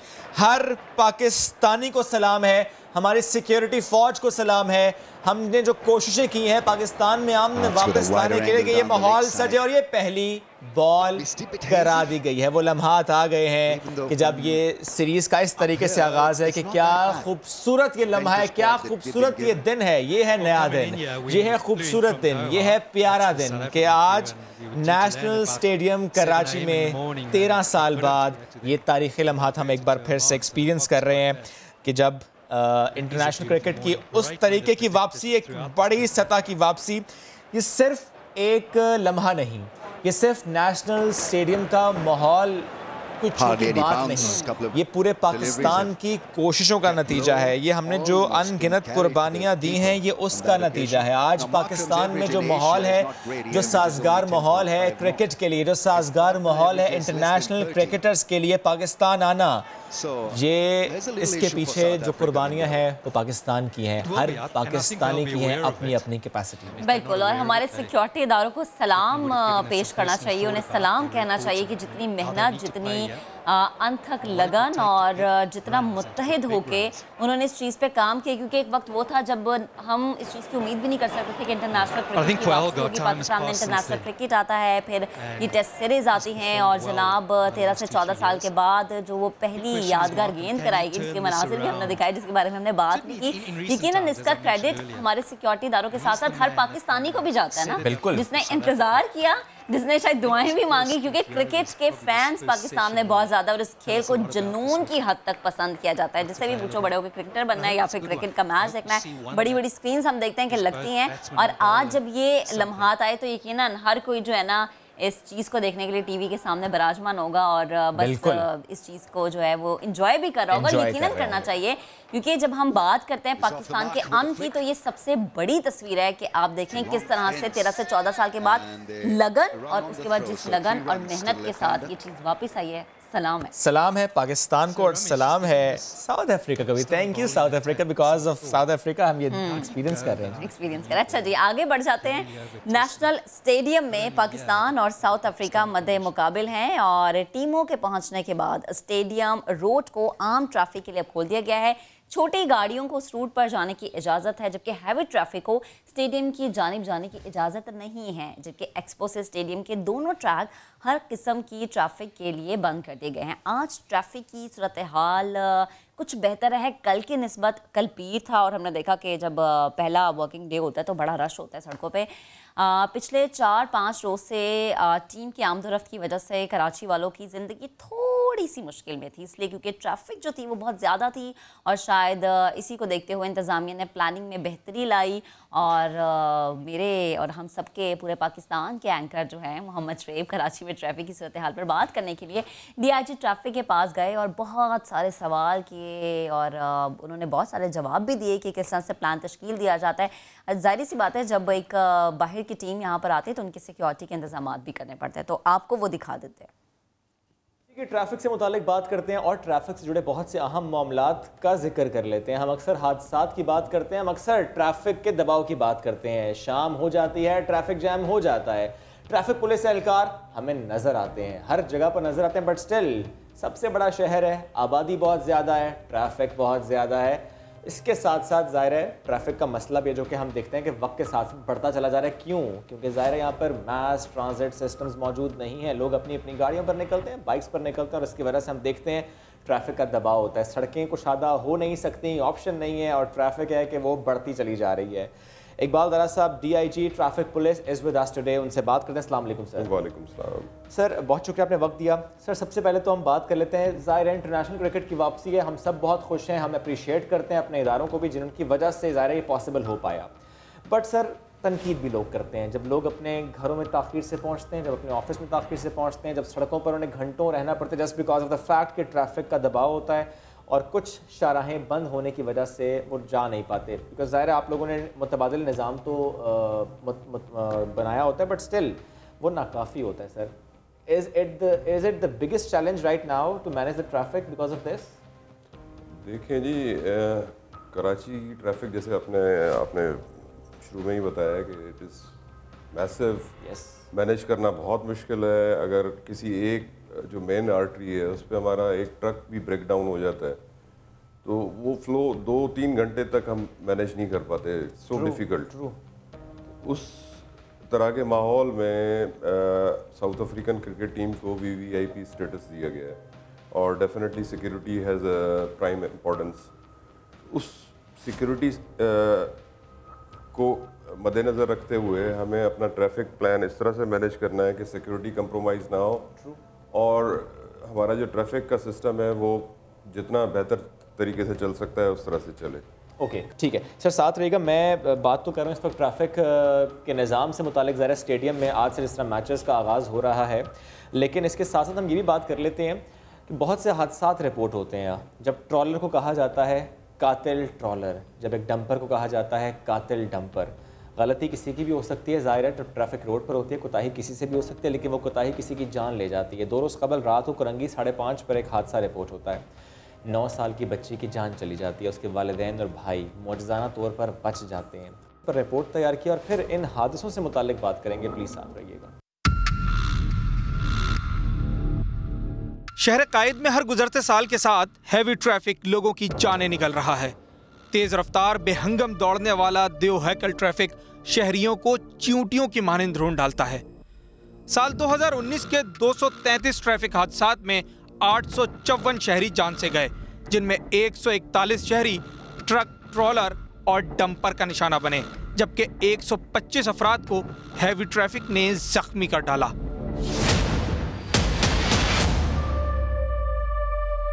गुज़िश्ता साल 2020 के 206 हादसात में 120 अफराद को हैवी ट्रैफिक ने कुचल डाला, जबकि 110 अफराद जख्मी हुए। शहरियों का कहना है हर रोज अपनी आंखों से हादसात देखते हैं।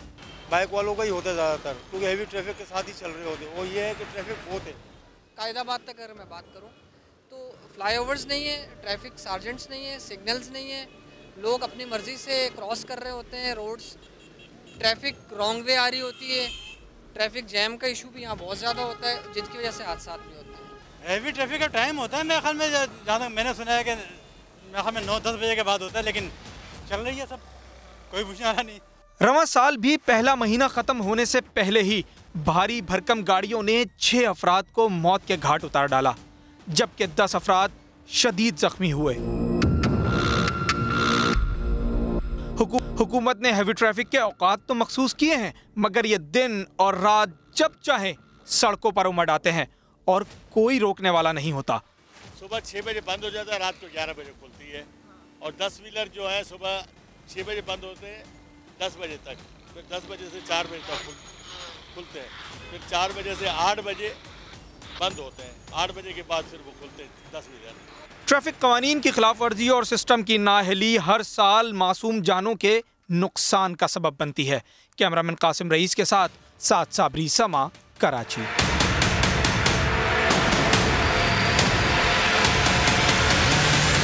सर, ये जो इतने हादसा, इससे मुताल्लिक आप लोग क्या सोचते हैं, किस तरह से इनको कम किया जा सकता है, कैसे इसको मैनेज किया जा सकता है?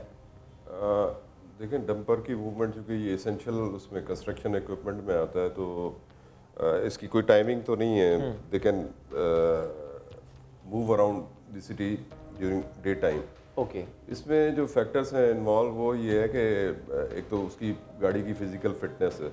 अच्छा, that is of prime importance कि उसका जो ब्रेकिंग सिस्टम है वो ठीक काम कर रहा है या नहीं कर रहा है। मोस्ट ऑफ द केसेस जो हमने देखा है कि ब्रेक उनके फेल होते हैं और उसकी वजह से एक्सीडेंट्स होते हैं। अच्छा सर, मुख्तलिफ कैंपेन्स आप लोगों की तरफ से लॉन्च की जाती हैं, वो चाहे टिंटेड ग्लास से मुतालिक हों, फैंसी नंबर प्लेट से मुतालिक हों, हेलमेट से मुतालिक भी आप लोगों ने आगाही मुहिम भी चलाई, उसके बाद ज़्यादा चालान हुए।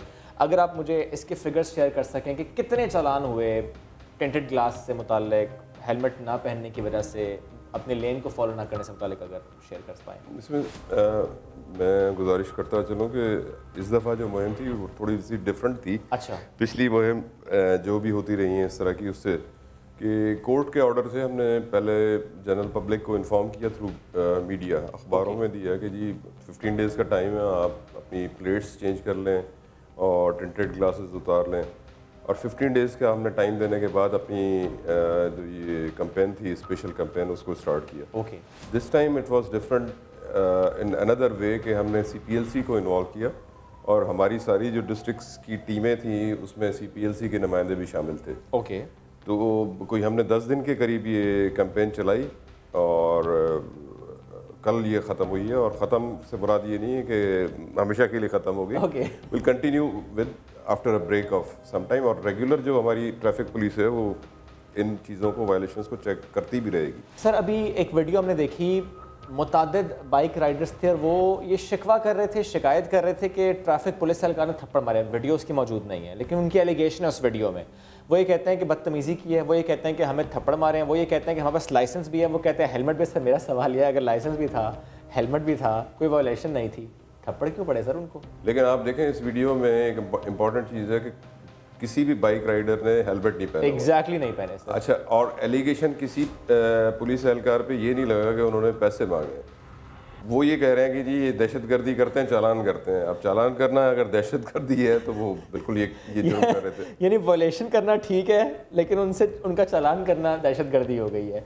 सर वैसे ये बाइक वाले इतना जो गुस्सा दिखाते हैं सर, क्या इतनी हैवी पेनल्टीज आप लोग करते हैं कि उनको वीडियोस बनानी पड़ती हैं, उनको अपने इस गुस्से का इजहार करना पड़ता है? नहीं देखें, बाइक वाला होता तो गरीब तबके से ही है ना, जो बाइक पे घूम रहा है। और हमारे पुलिस वाले तो बहुत ही they are soft on them कि एक बाइक वाला है जो मोबाइल पे भी बात कर रहा है, वन वे के अगेंस्ट आ रहा है, हेलमेट भी नहीं पहना हुआ, दे डोंट इशू मल्टीपल चालान, फिर भी उसको एक ही वायलेशन की चालान करते हैं। तो दैट वे रहम दिल पुलिस है सर।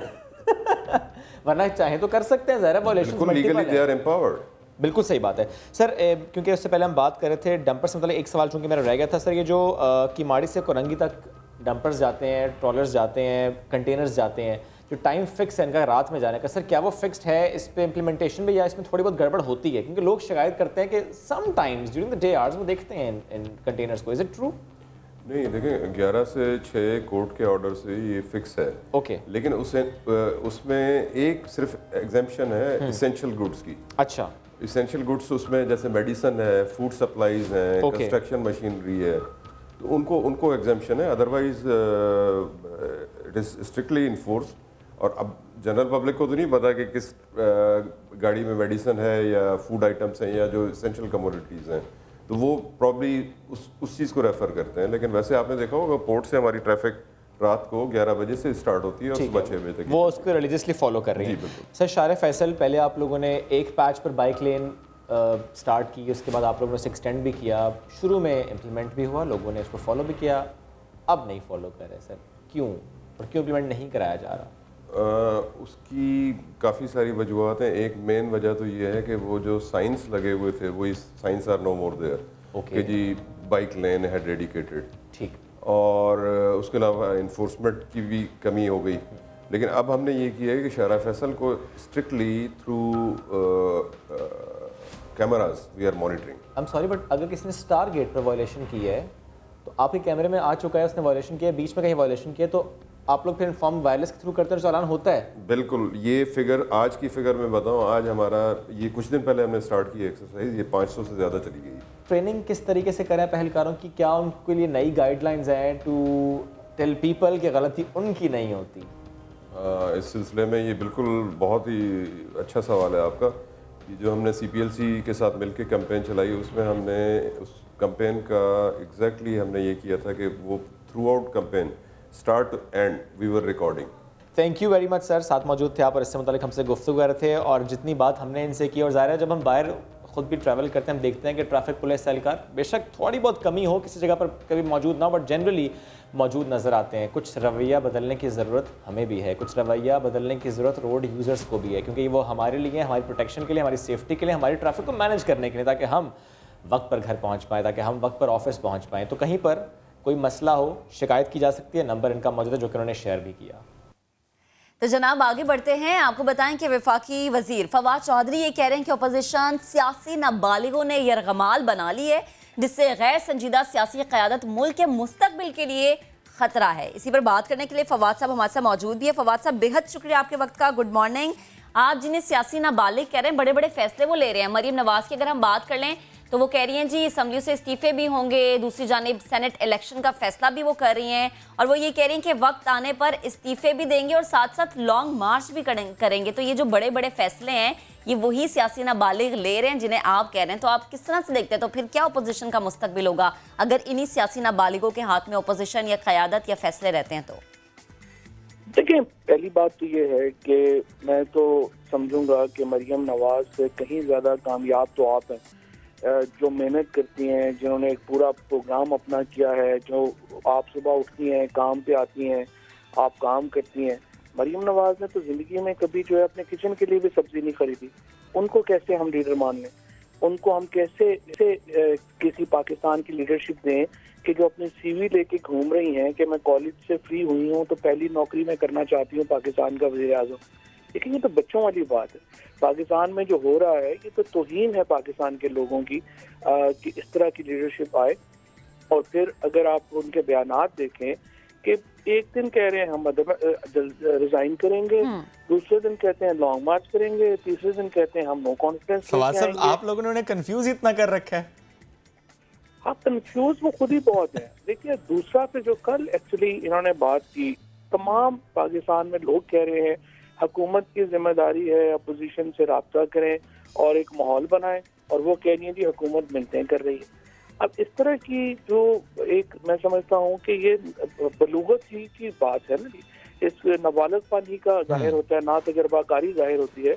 पार्लियामान के अंदर अगर अपोजिशन और हुकूमत में राब्ता कार नहीं होगा तो पार्लियामेंट कैसे चलेगी? तो जाहिर है हुकूमत ने आपसे राब्ता करना है। फिर जो वज़ीर आला है सिंध के, वो कहते हैं मैं वफाक को भी जवाब दे नहीं हूँ, मैं फलाने को भी जवाब दे नहीं हूँ। तो हम एक फेडरेशन है। इस तरह के ये जो बिल्कुल जो समझिए कि नाबालिग किस्म के गैर सियासी ना तजर्बाकार लोग जो पाकिस्तान की अपोजिशन को, और अपोजिशन बड़ी इंपॉर्टेंट होती है मुल्कों के लिए, अगर वो इतनी इमेच्योर बातें करेंगे, ना आप इलेक्शन रिफॉर्म्स के ऊपर बात करने के लिए तैयार हैं, ना आप जुडिशियल रिफॉर्म से बात करने के लिए तैयार हैं, तो जाहिर है कि मेरी नजर में जो मैच्योर लोग हैं अपोजिशन के अंदर, उनको चाहिए कि वो आगे बढ़ें। और कौन मैच्योर कौन है इन अपोजिशन जिससे मुताल्लिक आपको लगता है कि अच्छा वो लोग क़यादत संभालें तो हालात बेहतर होंगे? लेकिन वो PMLN और पीपल्स पार्टी की इंटरनल पॉलिटिक्स पे मेरा राय देना तो मुनासिब नहीं होगा, और अगर मैं राय दूंगा तो जिसका नाम दूंगा वो फिर कंट्रोवर्शियल हो जाएगा। कई लोग हैं जो वहाँ पे जो है वो क़यादत के अहल हैं, और ये तो नहीं हो सकता कि ये एक को जो है वसीयत में पार्टी मिल जाए और दूसरी को फोन पे अब्बू ने कह दिया कि मैं बाहर हूँ तो पीछे पार्टी आप चला लें। इस तरह तो नहीं मुल्क हर इतनी बड़ी पार्टियां चलती। तो ये 22 करोड़ की आबादी का मुल्क है, दुनिया का 5वां बड़ा मुल्क है। तो मेरा ख्याल है पीपल्स पार्टी और PMLN के जो लीडर्स हैं, सीनियर लीडर्स हैं, उनको अपनी जिम्मेदारी का एहसास करना चाहिए और उनको आगे बढ़ के मामलात को संभालना चाहिए। तो फवाद साहब, एक कमेंट आप फिर बिलावल भुट्टो ज़रदारी पे भी कर दें, क्योंकि तहरीक अदम एतमाद की बात तो वो भी कर रहे हैं, और फिर शेख साहब तो ये कहते हैं कि बिलावल वो कर रहे हैं जो उनके वालिद कह रहे हैं, और उनके वालिद आसिफ अली ज़रदारी जिन्हें मुफाहिमत का बादशाह कहते हैं। देखिए जी, वो ज़रदारी हो, नवाज शरीफ हो, ये तो अब माजी के किस्से हैं। ये तो अपनी सारी जो सियासत है कर बैठे हैं। अब उनको चाहिए अपनी सेहत वगैरह के मामलात के ऊपर तवज्जो दिया करे, डॉक्टर्स वगैरह के पास ज्यादा वक्त गुजारा करे। ये यानी आप मानते हैं नवाज शरीफ साहब वाकई बीमार हैं? इस उम्र में तो होंगे, बीमार तो है ना। वो हर वक्त पिज्जा की शॉप पे बैठे रहते हैं, उसके बजाय क्लिनिक वगैरह में जाएंगे तो ठीक होंगे ना। वो कभी एक रेस्टोरेंट पे होते हैं, कभी दूसरे रेस्टोरेंट में होता है। मेरे ख्याल में तो उनकी जल्दी लंदन के रेस्टोरेंट्स की रिव्यू की किताब आ जाएगी जिस हिसाब से वो चल रहा है। तो उन्हें चाहिए कि अपनी सेहत पे तवज्जो दें। मैं तो चाहता हूँ ये करें। अच्छा फवाद साहब, एक बात ये भी कही जाती है और आवाम की तरफ से तनकीद के अंदाज में कही जाती है कि सारा फोकस है कि नवाज शरीफ साहब वापस आएँ। बेटी तो यहाँ पर खुलेआम फिर रही हैं, बयानबाजियाँ भी कर रही हैं, तनकीद भी कर रही हैं, इदारों को ललकार भी रही हैं। उनके हवाले से हुकूमत कुछ नहीं कर रही कि वो रोक पाएँ, हुकूमत रोक पाए उनको इन बयानबाजियों से? देखिए, हमारा फोकस ना नवाज शरीफ है, ना मरियम है, ना कोई हमें जेलों में रखने का शौक है। अच्छा। बड़ी सिंपल बात है, उन्होंने पाकिस्तान से जो पैसे लूटे वो पैसे पाकिस्तान में वापस करें। उनके ऊपर 7 केस हैं। उन केसेस के अंदर जो उनके ऊपर एलिगेशंस हैं वो सारे बड़े संगीन हैं, और जो ओवरऑल जैसे आप ब्रॉडशीट में भी अगर आप देखें, आप अंदाज़ा लगाइए, सिर्फ आप पैसों का अंदाज़ा लगा लीजिए कि सन 2000 में शहबाज शरीफ साहब $75 लाख नैब को दे रहे हैं, जब डॉलर 50-55 रुपए का था, और $100 मिलियन की इनकी जायदादें सऊदी अरेबिया, यूएई और यूके में हैं, एवनफील्ड अपार्टमेंट्स के अलावा। सन 2000 में इनकी ये जायदादें हैं। तो आप अंदाजा लगा लें कि पाकिस्तान को किस तरीके से यहाँ पे प्लंडर किया गया, किस तरीके से लूट मार की गई। जाहिर है कि हम चाहते हैं कि वो पैसा वापस आए। सर लेकिन जो गुफ्तगू आप इस वक्त कर रहे हैं, ज़ाहिर है आप उस कमेटी का हिस्सा हैं। ब्रॉडशीट के शफाफ तहकीकात के बाद हकाइक सामने लाने की जो बात की है इमरान खान साहब ने, सर कब तक ये हकाइक सामने आ जाएंगे? चूँकि जो गुफ्तगू आप कर रहे हैं वो भी यही शो कर रही है कि चीज़ें कुछ सामने तो आ गई हैं। कल तक कमेटी मुकम्मल हो जाएगी, कल तक ये कमीशन मुकम्मल हो जाएगा। आज इंशाल्लाह काबीना जो है वो मंजूरी देगी कमीशन की, तो उसके बाद कल तक मुकम्मल हो जाएगा। तो अगले 45 दिन में कमीशन ने अपना काम जो है वो करना है। ठीक है फवाद साहब, बेहद शुक्रिया, आप हमारे साथ मौजूद थे और फरमा रहे थे। आगे बढ़ते हैं, आपको अहम खबर देंगे। आमदन से जायद असासे के केस में गिरफ्तार लीगी रहनुमा ख्वाजा आसिफ ने जेल में सहूलियात मांग ली हैं। मजीद बात करेंगे अपने नुमाइंदे शाहिद हुसैन ने हमें ज्वाइन किया। शाहिद बताएगा ख्वाजा साहब की जानिब से किन किन सहूलियात की डिमांड की गई है?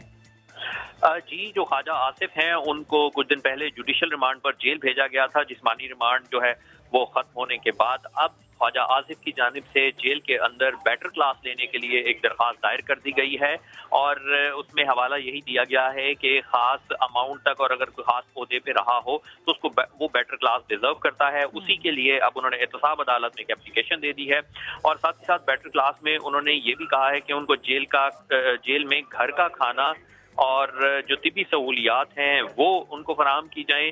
और रीज़न यही बताई गई है कि ख्वाजा आसिफ चूँकि मिनिस्टर रह चुके हैं और इस वक्त भी कौमी असम्बली के रुकन हैं और तालीम उनकी LLB है, और उनकी जो एज है वो भी ज़्यादा है, वो बुजुर्ग शहरी हैं, इसलिए उनको जेल में बेटर क्लास दी जाए। ठीक है शाहिद, आपका शुक्रिया। दुनिया का चक्कर लगाया जाए। हाँ बिल्कुल लगाया जाए। वीजा लग गया? वीजा हम यहीं बैठे बैठे लगाएंगे।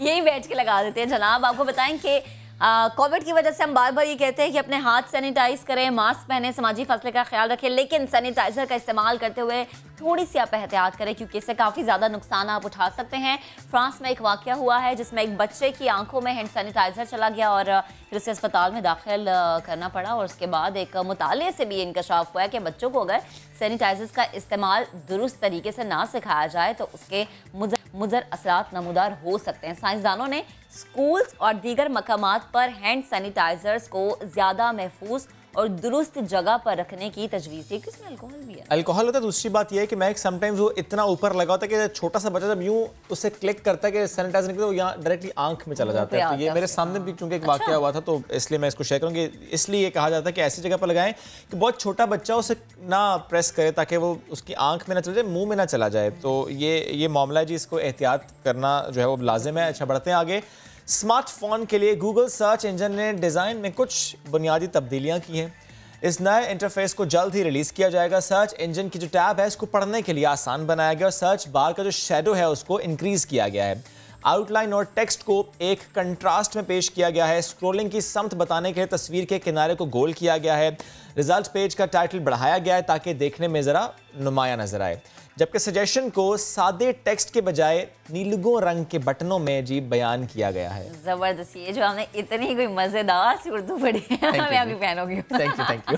अच्छा जी, कनाडा का रुख करते हैं जहाँ पर एक खातून की गफलत की वजह से मासूम जानवर गुलहरी की जान उस वक्त खतरे में पड़ गई जब उसने एक तेज धार चाकू को उठाकर खेलना शुरू किया। ये वाकई कुछ रोज़ पहले कनाडा के शहर टोरंटो के एक इलाके में पेश आया जब घर के पिछले हिस्से की दीवार पर पड़े चाकू की चमक देखकर वो गिलहरी उसकी तरफ बढ़ती है और खातून ने इस मंजर को अपनी वीडियो में महफूज किया। वीडियो बनाया, उसको महफूज करके ट्विटर पर डाल दिया जिसमें गुलहरी को चाकू से खेलते हुए देखा जा सकता है। खुदा ना खास्ता इससे इसको नुकसान भी पहुँच सकता था क्योंकि जानवर बेजुबान होते हैं, तो आप खुद एहतियात करें कि इधर उधर ऐसे चीज़ें ना रखें। बिल्कुल जी। चलें एक खबर हमारे पास भारत से भी है। भारत में एक शख्स ने अपने कुत्ते को दुल्हा बनाया और उसकी दुल्हन की तलाश शुरू कर दी है। सोशल मीडिया के इस तेज दौर में लाइफ पार्टनर की तलाश ऑनलाइन करना मामूल की बात है। एक पालतू जानवर के मालिक ने अपने कुत्ते का लाइफ पार्टनर तलाश करने के लिए इंटरनेट का सहारा लिया है और मालिक ने रवायती दुल्हा का लिबास अपने कुत्ते को पहनाया है और उसकी तस्वीर ली है, सोशल मीडिया पर शेयर की हैं और कहा कि इनके लिए चाहिए जी ब्राइड, तो लेट्स सी उनको ये मिलती है या नहीं। और क्या कुछ डिमांड्स भी रखी हैं कि अच्छा जो ब्राइड है वो ऐसी होनी चाहिए, ऐसी होनी, चिट्टी होए, कद शद लंबा होए, ये अपना बूथा देखिए अपना मुंडा वेखिया, ਤੁਹਾਡਾ कुत्ता कुत्ता सादा कुत्ता नहीं, ਤੁਹਾਡਾ कुत्ता टॉमी सादा कुत्ता कुत्ता। अच्छा जी, आगे बढ़ते हैं और जरा आपको सैर करवा देते हैं। गिलगित बल्तिस्तान में मौसम सरमा की सयाहत को फरोग देने के लिए वॉक का एहतमाम किया गया है। जी बिल्कुल, और 9 रोज में टीम बल्तिस्तान ने 206 किलोमीटर का फासला तय किया। इस पर मंजर शिगदी ने रिपोर्ट तैयार की, आपको दिखाते हैं। अहम खबर आपको देंगे, खेल के मैदान से शाहीन कितनी अच्छी बॉलिंग करा रहे हैं उससे मुताल्लिक खबर हमारे पास यह है कि पाकिस्तान के खिलाफ जनूबी अफ्रीका की पहली विकेट 30 रन पर गिर गई है। शाहीन आफरीदी की ऐसी गेंद कि इस पर हो गया उनका खिलाड़ी आउट। ये हम बता रहे हैं जी, पहली विकेट जो है वो गिर गई है साउथ अफ्रीका की। शाहीन आफरीदी ने बॉल कराई थी और क्या ज़बरदस्त जी ये परफॉर्मेंस है। शाहीनों का आगाज़ बड़ा अच्छा है, 30 रन बने हैं और पहले विकेट हम जो है वो हासिल कर चुके हैं। जी हाँ, और बिल्कुल अगर इसी तरह से जमकर खेलें तो मेरे ख्याल से कि शायद ये जो पहला टेस्ट मैच है ये इनके हाथ में भी आ जाएगा। पाकिस्तान के खिलाफ जनूबी अफ्रीका की पहली विकेट 30 रन पर गिरी है और ये कमाल किया है शाहीन आफरीदी ने। और जनाब जैसे ही हम देखते हैं कि विकेट हासिल की जाती है तो एक बड़ा खुशी का समा होता है। तो मेरे ख्याल से कि शुरू में इतनी खुशी नहीं मनानी चाहिए, थोड़ा सा रिलैक्स होकर खेलना चाहिए। वैसे भी टेस्ट सीरीज और इसका माहौल बिल्कुल मुख्तलिफ होता है, हल्का नहीं लेना। ठीक है जी, तो ये हम बात कर रहे थे जो पहले विकेट पाकिस्तान ने हासिल की है, इस पर तो अपडेट्स आपको देते ही रहेंगे। छोटी सी ब्रेक लेते हैं, कहीं मत जाइएगा, साथ रहिए।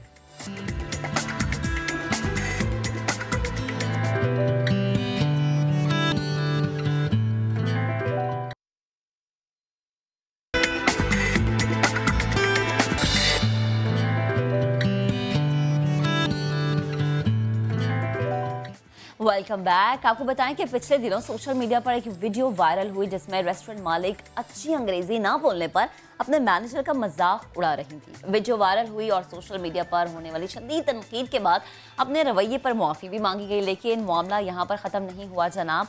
अगले ही दिन नौजवानों ने इसी रेस्टोरेंट के सामने उर्दू शायरी की महफिल सजा ली। खूब तनकीद की गई। अब जबकि पाकिस्तान में दौरे जदीद के साथ इंग्लिश ज़ुबान दफ्तरी और तालीमी एतबार से ज़्यादा मकबूलियत हासिल कर चुकी है, वहीं पाकिस्तानियों की नई नस्ल इस बात का अदा करती हुई हमें नज़र आती है कि ज़ुबान को सिर्फ ज़ुबान के तौर पर लिया जाना चाहिए, ना कि बर्तरी जताने के लिए, किसी को ये जाहिर करने के लिए कि मुझसे कम है। लेकिन हम जो कि काफ़ी अरसे से हमने देखा है कि हमारी फिल्म इंडस्ट्री की एक नामवर अदाकारा मीरा जी, उनकी अंग्रेज़ी का भी सोशल मीडिया पे बड़ा मजाक उड़ाते हैं। तो यही सोशल मीडिया जिस पर मैनेजर के लिए आवाज़ उठाई गई, उसी सोशल मीडिया पर उमर अकमल की अंग्रेजी का मजाक भी उड़ाया जाता है। यानी जब हम बात कर रहे हैं, एक सोच कर हम बात कर रहे हैं सोशल मीडिया की, तो सोशल मीडिया यूजर्स के लिए एक शेयर है कि बात तुम्हारी आज तक कोई हुई है कब गलत, तुम जो कहो वो सब बजा, हम जो कहें वो सब गलत। तो जब हम करते हैं तो वो सही लगता है, कोई दूसरा करता है तो गलत लगता है। इसी पर बात करेंगे। आज हमें ज्वाइन कर रहे हैं साइकोलॉजिस्ट डॉक्टर मोहम्मद इमरान यूसुफ साहब। Sir thank you very much for joining the show. Sir ये क्या रवैया है, ये क्या सोच है, specially when we are on social media, may it be Facebook, Instagram, Twitter, WhatsApp, हम खुद करें तो सही लगता है, कोई दूसरा करे तो हम एक दीवार बन जाते हैं, हम कहते हैं नहीं तुमने गलत किया। और वही काम माजी में हम कर चुके होते हैं। जिस तरह महक ने बड़ी अच्छी एग्जांपल्स कोट की कि एक मामला रिपोर्ट हुआ इस्लामाबाद से, हम सब ने उसके खिलाफ आवाज़ उठाई, लेकिन उसी में बहुत से यूजर्स ऐसे होंगे जिन्होंने इमरान अकमल साहब से मुताल्लिक हमने देखा होगा कि उमर अकमल से मुताल्लिक या मीरा से मुताल्लिक जो है उनको टीज करने में वो भी पीछे नहीं रहे होंगे। बिस्मिल्लाहिर्रहमानिर्रहीम। देखिए, इंसान की एक बुनियादी जिबलत में शामिल है कि वो तवज्जो चाहता है, अटेंशन चाहता है, वो अपने आप को नुमाया देखना चाहता है, अपने आप की एक एहसास से बढ़तरी जो कि छुपी हुई एहसास से कमतरी होती है उसके अंदर वो मुब्तला होता है। तो जब वो नुमाया होने के लिए एक फ़ाइन लाइन है कि वो अपने आप को नुमाया एक मस्बत तरीके से करता है, यानी अपने किसी कारकर्दगी के तरीके से करता है, या फिर वो किसी दूसरे के ऊपर कीचड़ उछाल के, तनकीद उछाल के, या कोई ऐसी एक हरकतें करके जिससे वो सिर्फ को तवज्जो मिल जाए। वो जो कहते हैं ना कि नाम ना होगा अगर बदनाम ना होंगे, समथिंग लाइक दैट, इस तरह कोई बात की जाती है। ये तो इसके पीछे अगर सिर्फ अगर आप अंग्रेज़ी की अगर बात कर रहे हैं ना, तो इसके पीछे तो हमारी एक पूरी तारीख़ है जिसकी वजह से एक ग़ुलामाना जहनीत जहाँ से हम लोग हिजरत करके आए, हमारे ऊपर अंग्रेज़ी ज़ुबान अहले अंग्रेज़ी ज़ुबान ने हुकूमत की। और उसके बाद ये तो मैं ये कह रहा हूँ कि हम लोग क्यों एक मुनाफ़क़त की बात कर रहे हैं। आज भी आप किसी से पूछ लीजिए कौन से स्कूल में भेजना है, जी मुझे इंग्लिश स्कूल के अंदर भेजना है। यानी हमारे यहाँ तालीम, विज़डम, अक़ल, इसका म्यार जो है वो क्या है, वो इल्म व हिकमत नहीं है। इसका म्यार ये कि उसकी इंग्लिश कितनी अच्छी है, और उससे ज़्यादा तो ये कि उसका तलफ़्फ़ुज़ कितना अच्छा है। अगर वो मुंह बिगाड़ के अगर तलफ़्फ़ुज़ के अंदर इंग्लिश बात करता है तो वो इंग्लिश वालों में भी तरजीह ले जाता है कि जी इसका एक्सेंट देखें आप कितना ज़बरदस्त है। यानी सर आप ये नहीं देखेंगे वो क्या कह रहा है। हम तालीम की जब बात करते हैं सर, तो हम मीडियम ऑफ एजुकेशन को पसे पुश्त डाल देते हैं, वो दैट्स जस्ट अ मीडियम, वो उर्दू हो, वो इंग्लिश हो, वो और कोई ज़बान हो, असल में तो तालीम देनी है। तो अगर हम सिर्फ इसको तालीम के मैदान से रखकर सवाल करें कि सर फिर आपको लगता है कि ये सोच रखने से तालीम कहीं पीछे रह जाती है, मीडियम फोकस हो जाता है? सर माजरत के साथ, क्या इंग्लिश बोलने वालों ने इस मुल्क के साथ बहुत भलाई की है? क्या जिन लोगों को मौका मिला था कि वो बाहर जाएं और बड़ी बड़ी यूनिवर्सिटियों के अंदर जो कि यहाँ पे इंग्लिश के अंदर सिखाया जाता है, क्या उन्होंने इंग्लिश सीख के आने के बाद इस मुल्क का बहुत नाम रोशन किया है? क्या उन्होंने इस मुल्क को 21वीं सदी से आगे लेके चले गए क्योंकि वो सिर्फ इंग्लिश जानते हैं? मैं फिर एक माजरत के साथ कह रहा हूँ कि क्या इंग्लिश बोलने वालों ने या उन लोगों ने जिन्होंने अपने बच्चों को बहुत इंग्लिश ज़दा इसलिए कह रहा हूँ कि वहाँ पर सिर्फ ज़ुबान की बुनियाद के ऊपर अपने आप को बढ़तर साबित करने की कोशिश की जाती है और उसको स्टेटस सिंबल बनाया जाता है, तो क्या उन लोगों ने कोई बहुत इनकलाब अजीम इस मुल्क के अंदर पैदा कर दिया है जिसकी वजह से हम उस तरफ जो है वो बात कर रहे हैं कि जी अगर इंग्लिश आ जाएगी तो हम कोई बहुत बड़ी चीज़ हो जाएंगे? हम अपनी ज़ुबान से जब तक दूर होते जाएंगे, जब हम अपनी ज़ुबान को छोड़ देंगे तो हम तहज़ीब से भी दूर होंगे, तमद्दुन से भी दूर होंगे, और अब बदकिस्मती से दीन से भी इसलिए दूर हो रहे हैं कि जो ज़बान हमें समझ में नहीं आती, जो हमें ज़बान समझ में नहीं आती उसके पीछे तो हम भाग रहे हैं। हाँ। और हम समझते हैं कि चंद इंग्लिश के अल्फाज अगर हम उल्टे सीधे मुँह से बोल लेंगे तो हम शायद कोई बहुत बड़े 30 मार खान बन जाएंगे, या हमारा जो माशरे के अंदर मकाम बहुत ऊँचा हो जाएगा। और मैं आपको बता रहा हूँ इसके अंदर कोई अमीर और गरीब की तमीज़ नहीं है। आप छोटे से छोटे जो है वो इस इलाके के अंदर चले जाएं, वहाँ पे मुझे याद है मैं स्कूल का एक सर्वे कर रहा था, उन्होंने लिखा था सुपर मॉडल हाई स्कूल। आप सोचे 60 गज के जो है वो घर में बना हुआ था दूसरी मंजिल पे। मैं वहाँ पे गया, मैंने उसे पूछा खातून से, मैंने कहा जी प्रिंसिपल साहब ये बताइए कि ये हाई स्कूल कैसे है? कह लेंगे दूसरी मंजिल पे है ना सर, इसीलिए ये हाई स्कूल है। तो आप ये मैं आपको एक ऐसे इलाके की बात बता रहा हूँ कि जो कि एक वेल ऑफ इलाका नहीं है, तो वहाँ पर भी लोगों का ख्याल ये है कि सुपर मॉडल हाई स्कूल के अंदर अगर बच्चा इंग्लिश मीडियम में जाएगा सुपर भी होगा, तो शायद कोई जो है उसको तफरीक भी होगा, बच्चा हाई भी जाएगा। अच्छा इमरान साहब, हाई भी हो जाएगा। ये जो हम टॉपिक आज हमने पिक किया सर, मैं इस पर जानना आपसे चाह रहा हूँ कि एक जो रवैया है हमारा, बस तनकीद करना, सोशल मीडिया पर जाना और तनकीद करना, और उसमें हम ऐसी मीम्स शेयर करते हैं जिससे हम वक्ती तौर पर फन का एलिमेंट तो हासिल कर लेते हैं, लेकिन जिस शख्स पर वो तनकीद की जा रही होती है और जिस शख्स के साथ उसे मंसूब किया जा रहा है हम उसके साथ ज्यादती कर रहे होते हैं। Is this a psychological issue sir?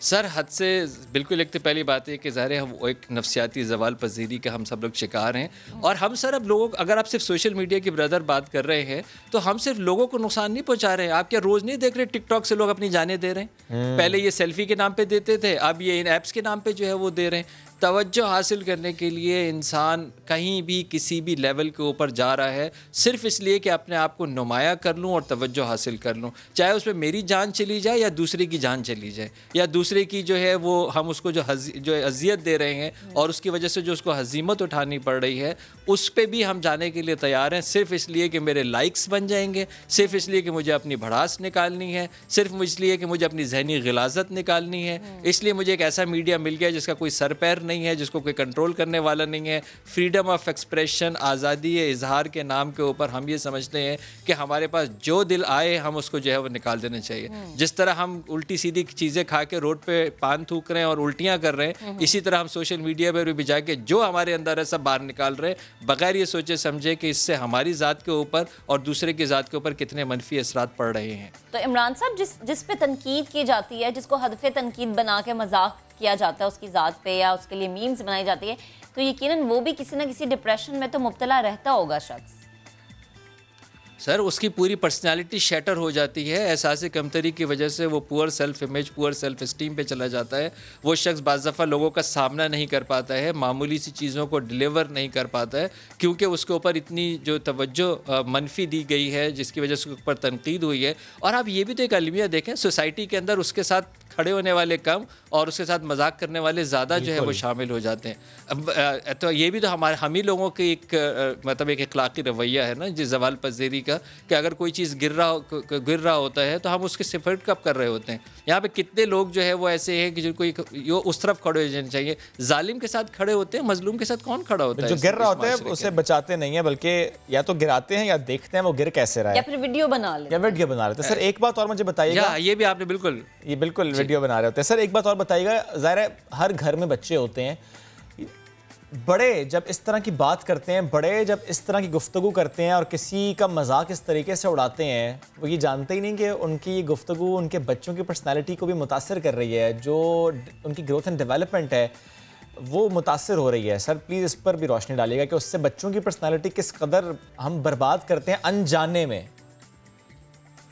देखिए यही तो सबसे बड़ा हमारा अलमिया है कि हम अपनी इस्लाह करने के लिए तैयार नहीं हैं, हम अपने रवैयों पे नज़र षानी करने के लिए तैयार नहीं है। हम चाहते हैं कि सब अच्छे हो जाएं सिवाय हमारे, कानून सब पर लागू हो सिवाय हमारे। मैं तो उन माँ बाप को जानता हूँ जो अपने बच्चों को चीख के ये कहते हैं कि आराम से बैठ जाओ। हमें ये समझ में नहीं आता कि चीख के बच्चा आराम से कैसे बैठेगा जब आप खुद चीख रहे हैं, जब आप खुद आप अपने कंट्रोल के अंदर नहीं हैं। तो बच्चे मॉडलिंग करते हैं जनाब, और वो एग्जैक्टली वही मॉडल करते हैं जो उनके आसपास नज़र आ रहा होता है। वो अहमकों की जन्नत में रहते हैं जो लोग समझते हैं कि हम जो भी कुछ कर लें लेकिन हमारे बच्चे सही हो जाएंगे, या हम अपने बच्चों को किसी मदारिस में या स्कूलों में भेज देंगे बिल्कुल कार के मैकेनिक की तरह कि गाड़ी दे दो और सही करके वापस आ जाएंगे। तो जब तक हम इस हिमाकत की ज़िंदगी के अंदर रहेंगे बिल्कुल ऐसा ही होगा। और ये जो मैं आपको बता रहा हूँ, लोगों पे तनकीद करना, पप्ती उड़ाना, मजाक उड़ाना, अपने आप को नुमाया जाहिर करना, ये बच्चे कहाँ से सीखते हैं? माँ के पेट से तो कोई भी सीख के नहीं आता, ये हमारे इन्हीं रवैयों की वजह से सीखते हैं जो हमारे आसपास हो रहे होते हैं, माहौल से सीखते हैं। अच्छा डॉक्टर साहब एक और चीज़ मुझे समझाएगा,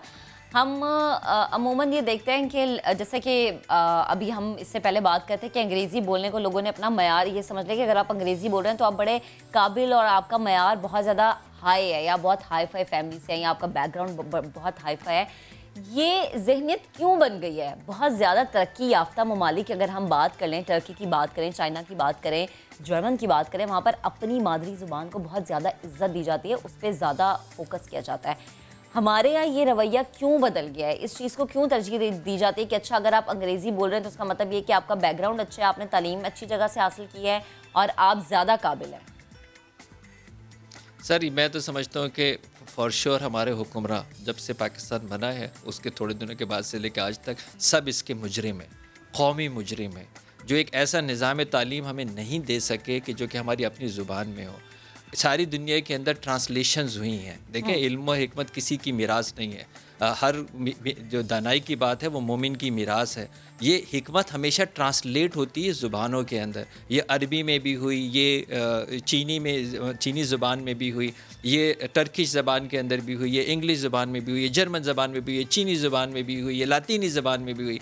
हिकमत क्या होती है कि जब दुनिया के अंदर कोई रिसर्च होती है तो उस रिसर्च को सबसे पहले वो कौमें जो तरक्की करना चाहती हैं अपनी ज़ुबान में ट्रांसलेट करती हैं ताकि लोगों को समझ में आ जाए, और उसके बाद उसके ऊपर मज़ीद रिसर्च करती हैं अपनी ही ज़ुबान में।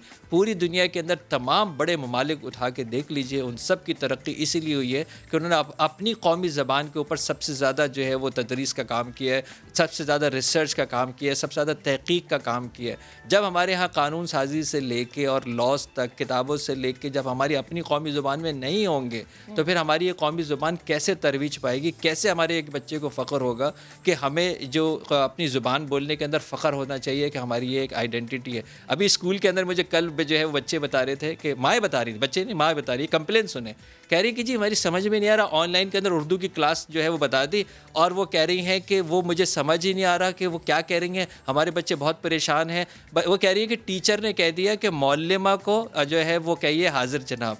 तो कह लेंगे ये मौल्लिमा क्या होती है? ये माँ कह रही है, बच्चा नहीं, माँ कह रही है। माँ को ये नहीं पता, उसको टीचर का पता है, मौल्लिमा का नहीं पता, बच्चे को क्या पता होगा?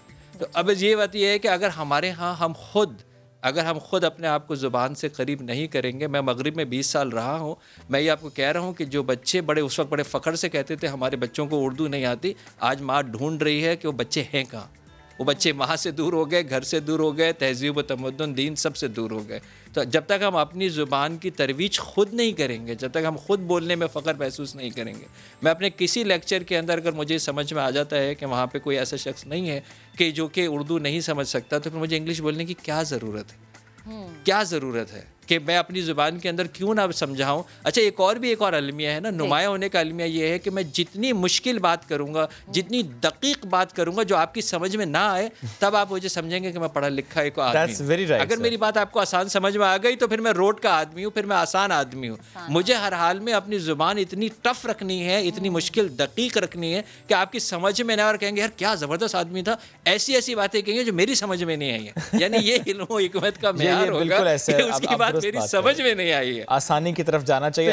तो ये एहसास कमतरी है, बिल्कुल एहसास कमतरी है। और आपने बड़ा दुरुस्त शुरू में भी कहा था कि अपनी इस्लाह करने की कोशिश हम नहीं करते, हम राज़ी नहीं है, तो हमें अपने आप को रजामंद करना है कि अपनी इस्लाह सबसे पहले करनी है। Thank you so very much. Doctor Imran Yusuf साहब थे, आप इससे मुतालिक हमसे गुफ्तगू कर रहे थे। आज कराची में हो रहा है मैच, इंजॉय हम करेंगे पूरा दिन, आप भी इंजॉय कीजिए। लेकिन आपसे मुलाकात करें कल। अपना बहुत सा ख्याल रखिएगा और बाहर जाएं तो प्लीज़ मास्क लगा कर जाएं। अल्लाह हाफ़िज़।